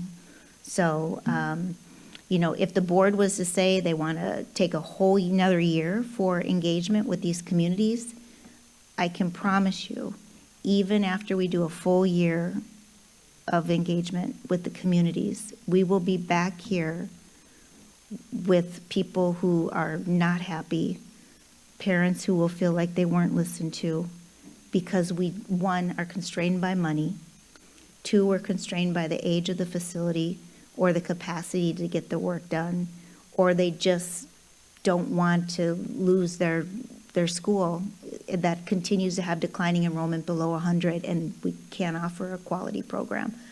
This is going to be, like Director Zomber said, a decision of the board. It's my job as superintendent to bring you options. And so I will be going out and listening to the community now that we presented Perkins Eastman's presentation, and do the best job that I can to represent what I'm hearing in the community, good, bad, and ugly. There's a number of people out there who are really upset that we are not closing schools because we've kicked the can down the road for quite a bit now. But I felt like we had to have the community conversation. And the way that that's going to happen is we've hired this minority-owned firm who's very familiar with the community, who's done this kind of work before, because we want people who are from the community, who knows the community, who's going to be able to have these conversations with the community and come up with a plan. I had these conversations myself with Mr. Wright and with other community leaders within the Northside community several times this past summer already, highlighting, I said, it's easier for me if you bring me a plan, actually, because then that's easier to bring to you all as a board. So I'll do the best that I can to get out there in the community now that you've gotten the Perkins Eastman recommendations and data, and share that with the community and see what we can do within our means and present that to you all to make the really tough decisions that we have to make. If it's not this year, then it's going to have to be next year or one of these years, and every year I'll come back to you asking for us to do that in a way that I think can help us with our structural budget problems. Thank you. Do you have any follow-up? Okay, Director Herndon? Comments or questions? I counted a question, but also sharing of information. I have one thing to ask, and that's, did we share with the audience the state statute that's in place that we're up against? Because it's very important that the community knows and understand that a lot of what we do is controlled by the state legislator. And so the buildings happens to be one of them. Now, I don't know if you wanted to explain that or me, but I think it's important that that be shared in the overall scheme of things of what we're talking about tonight. Administration? Director O'Halloran, Director Herndon, currently on the books, there is a law that if we close a school, we need to hold that school over for charters or other educational purposes for it to be used It has to be for 2 years. Above 40% occupied is part of that. Oh. Yeah. Are you talking about the OSPP? Director O'Halloran, Oh, okay. Director Herndon, Eduardo Galvan. So, yes, Director Herndon, what you're referring to is, as part of that, we have to report occupancy of those buildings. You're absolutely correct. And there are criteria that we have to and Mr. Chasen, you're part of those conversations, where we have to, present all this to the city. And then justify or explain why certain buildings are underutilized or underoccupied. And so that is part of that process as well. Absolutely, Director Herndon. Thank you, that's it. Thank you. And that usually, that reporting is done at the end of the school year. Is it like June time? I'm just, if people were interested in learning more about that. Director O'Halloran, that is done at the beginning of the year, Okay. and then we provide that information to the city, Okay. and they do with it what they will. Okay, thank you. Director Zambor. Thank you, Chair O'Halloran. I don't want to repeat too much of what was already said, but I do want to just point out a few things that I don't want to have lost. I think that I think we should probably talk about tonight about the K-6 configuration. And you know, when my family first came in MPS, we enrolled in a K-5. I do think our son ended up, like, we had more transitions than I think we would have otherwise had we been at a K-6, because we had to, like, that middle school, navigating where do you send your kid to middle school when they're in 5th grade or 4th grade is really, it's just weird and so unusual. And so I like that this proposal gives families, this option to tell us, like, yeah, we do want to stay in our school until 6th grade, so I don't want us to lose that in these conversations. I don't know how the rest of the board felt about that particular proposal. I know it necessarily wasn't in here. Some people talked about it. I'm still not convinced the 712 is what MPS wants as an entire community, but I think we should talk about K-6. I like that we would fund the green schoolyard investments to make sure those can continue. We do have to get rid of a lot of asphalt. I know I want to make sure those investments happen. I don't want us to do anything tonight that would prevent that from happening. I like the North Division pathway options. I love having the career or the tech programs for our students. I think those are really amazing opportunities, and there's a lot of missed opportunities in that building. And so I appreciate bringing those forward. And so I just wanted to highlight a few of those. I am wondering, is administration planning on re-engaging families at Obama and Wickle after these conversations? So we have a couple things. For the investments, so this item is not noticed for action, right? So the actual investment piece, whether we do North Division or whatever, that discussion will be happening at another time. So I think I just want to clarify that It's noticed for possible action. It's informational, but Okay. it's noticed for possible action. But Okay. there was no recommendation attached to it this evening. Got it.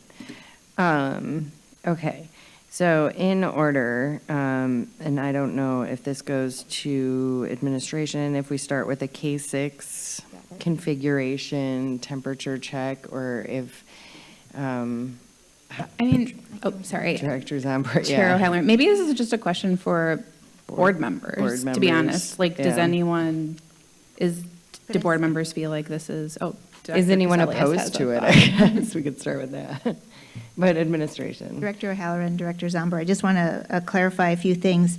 One, I'm actually really excited about the K-5 6 option because it's a terminal year at those schools, so adding the 6th grade and just going to the parents and the whole school. Actually, we're planning on having a school-wide meeting about the adding of 6th grade. This is, we have 43 schools, I believe, and about 23 of them are able to move to this because there's capacity. And just allowing all of the K-5 schools to go ahead and say whether they'd like to keep a 6th grade or not, even ones that don't have space, so we could do future feasibility planning with them, like if we were to put a portable there, or if we would do renovations later because we think that we could gain enrollment at these schools. Or offer better programming for kids. So we want to go to parents in these schools and see, are you interested in a K-6 model? As for the 712 model, what I was thinking about is the traditional junior high school model, which is 789, which would be housed in some of our traditional standalone middle schools now. So you'd replace the sixth grade with ninth graders. Like, for instance, at Vincent School, for instance, Vincent might only have 10, 11, 12, and Morse might have 7, 8, 9. But you work with those communities on that piece so that you still keep the schools going, and because you're working on the pathway for that school. And so I just want to be clear that there will be still some standalone middle schools or junior high schools, and there would be some high schools where we have plenty of capacity where we would add 7th, 8th, and 9th, 7th and 8th graders to the 7-12 pathway. So just know that in that configuration that I would be proposing, there's still standalone middle school. We would still have a need, I believe, within the utilization for some standalone middle schools or junior high schools. Then for green schools, yes, we'd like, if you could make a motion or if we, for action, we'd love to be able to still continue to get these 5 schools online in the fall and start that work for those playgrounds. And then the north side pathway, you know, whatever else you'd want to make a motion on, we would be happy to move forward with. I think the north side community would be really happy to have these labs refinished. I think Obama would love to have their labs refinished.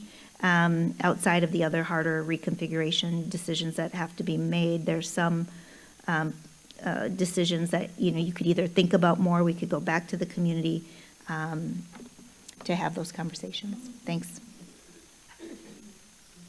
Director Ferg, I'm going to just go back to follow up for Director Zambor, and then I'll come back to you. Chair O'Halloran. And just a few more. I know that we talked about that particular fund that would be funding these improvements. The staff did put together lists of investments that could happen in those schools, and some of them are facilities investments. They're not just programmatic. So I think it would be good to take a look at these and see if any of them align with, you know, possible, and some of them don't even look that expensive, to be honest. So I think it's worth looking at the recommendations from the staff. And then for the green schoolyard, I guess what fund would that be coming out of? Director O'Halloran, Director Zambor, members, that would come out of Fund 46 for the $1.5 million to move forward with the green schools. If we could just get that to do those playgrounds, that would be fine. I'd be willing to bring all the rest of any recommendations on, you know, the next board meeting that we have on the 22nd, if there are additional interest. Okay. Are you good with follow-up now? Okay. Director Ferguson? And Dr. Casilius, you wanted to, following this meeting, to go to those other schools to, under Invest and Grow, to hear from the families in those schools about what investment and growth in those schools would look like. So I would definitely like to propose that motion that we allow the administration to move forward with that plan as well. Okay, before we make official motions, does anybody, okay, I see another raised hand, Director Simpson. I'm sorry, so I'm just wondering with the plans for North Division, I just want to make sure I'm getting all of them.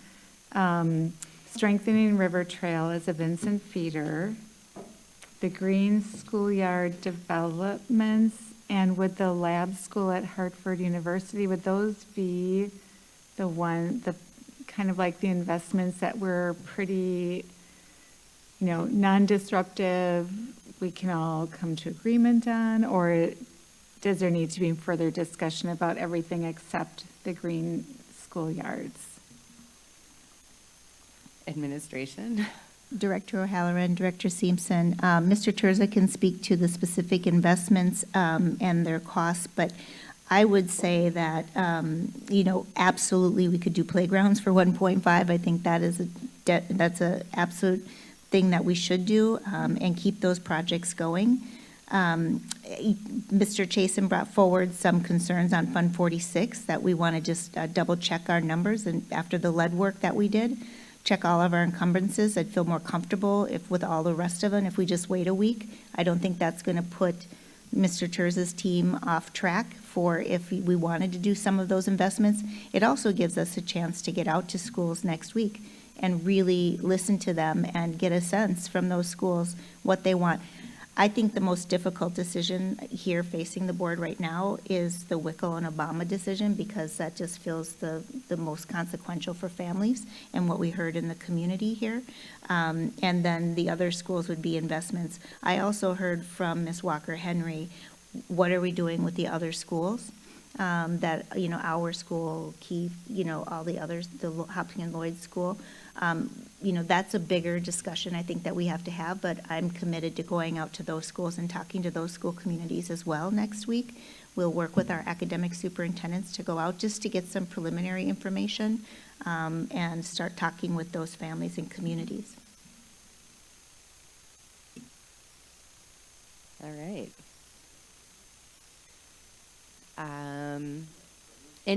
Before I ask for a motion, any other additional comments, questions? We're good. Excuse me, what's the motion? I'm a little bit We confused. don't have a motion. Okay. That's what I'm asking for. What is the pleasure of the committee with regards to this item? I move that we stick with the Green Schoolyard for tonight, because it sounds like there's too much information required or waiting on for next week. Madam Clerk, is that sufficient? It sounds like you're moving to approve the Green School Years project moving forward using Fund 46. Yes. Looks like we have a question. Yes. Yes. I have a question. And what schools, just to, with the Green Schoolyard Initiative, what schools are impacted by our voting tonight? There were 5 schools that were short. Do we need a second to? Okay. There were 5 schools that needed investment, and I think right now we are just working to pull that list. Is that Douglas, Brown Street Academy? No, this is part of the Green School Initiative, which is partially grant funded, and then MPS puts money in, and the schools put money in, like they fundraise for it. And so for those, it's been an ongoing process, and we've redone a lot of them, but it's not specific to this presentation unless those 5 schools are listed on one of the slides. I have just killed so much time. Can someone give me the Director 5 O'Halloran, schools so we Director don't have dead O'Halloran, air? Director Ferguson, we are working on getting the names of those 5 schools that are in that project. We did present on it at the last sustainability presentation. They're the next cohort of schools, and we got them here. Okay, they're coming. I just don't have them memorized. It's Cass Street, cohort 8, right? Or cohort 9? Cohort 8, Cass Street, Dr. Martin Luther King Jr. School, Emerson, Milwaukee French Immersion, Trowbridge School for the Great Lakes. Wait, what? So, so there's the Green School redevelopment, and Did we talk about that in this meeting? not in this meeting. So why we're voting on it in this meeting then? Because it would be, originally, they were, administration was intending to bring forward recommendations kind of in a broad swath of using Fund 46. And this would be part of using Fund 46. And at this point, the third item has been withdrawn from consideration, which we will shortly hear. But it sounds like the one thing upon which administration and perhaps everyone in all of Milwaukee might agree is that these schools should have the green schools. Director O'Halloran, Director Ferguson, I still think that we'll be able to move forward if we don't do green schools tonight. We could still do it in a week. And when we bring forward, anything else. So we could bring it forward, and I don't think that's going to hold them back, is it, Mr. Terza? No. Okay, so we should still be okay. I think there's general agreement from everybody within the public. Children should have more play spaces, more green spaces, and we should continue with these really valuable partnerships. Well, what happened is in the last sustainability presentation that was given, they told the board that they needed $4 million additional fundraising capacity. They were waiting on a grant, and they were still doing fundraising. They didn't get it. But to be able to move forward, they really need, by the end of January, to have these playgrounds open and to continue to move forward at this cohort model with reflow. So we wanted to be sure that we don't interrupt any of that work so that children will have more play areas and continue that work. Does that clarify, Director Ferguson? Okay, we do have a motion on the floor. Director Simpson. Well, I was just going to point out, I believe that was slide 20, that we're referring to the continued Yes. green schoolyard developments. Okay, just if anyone wanted to take a peek. It has an example. It just didn't list the 5 schools, so I think that was the missing component, but I think we're all good. We're all in understanding now. As long as the maker of the motion is still interested, I think with no further discussion, we can call the roll.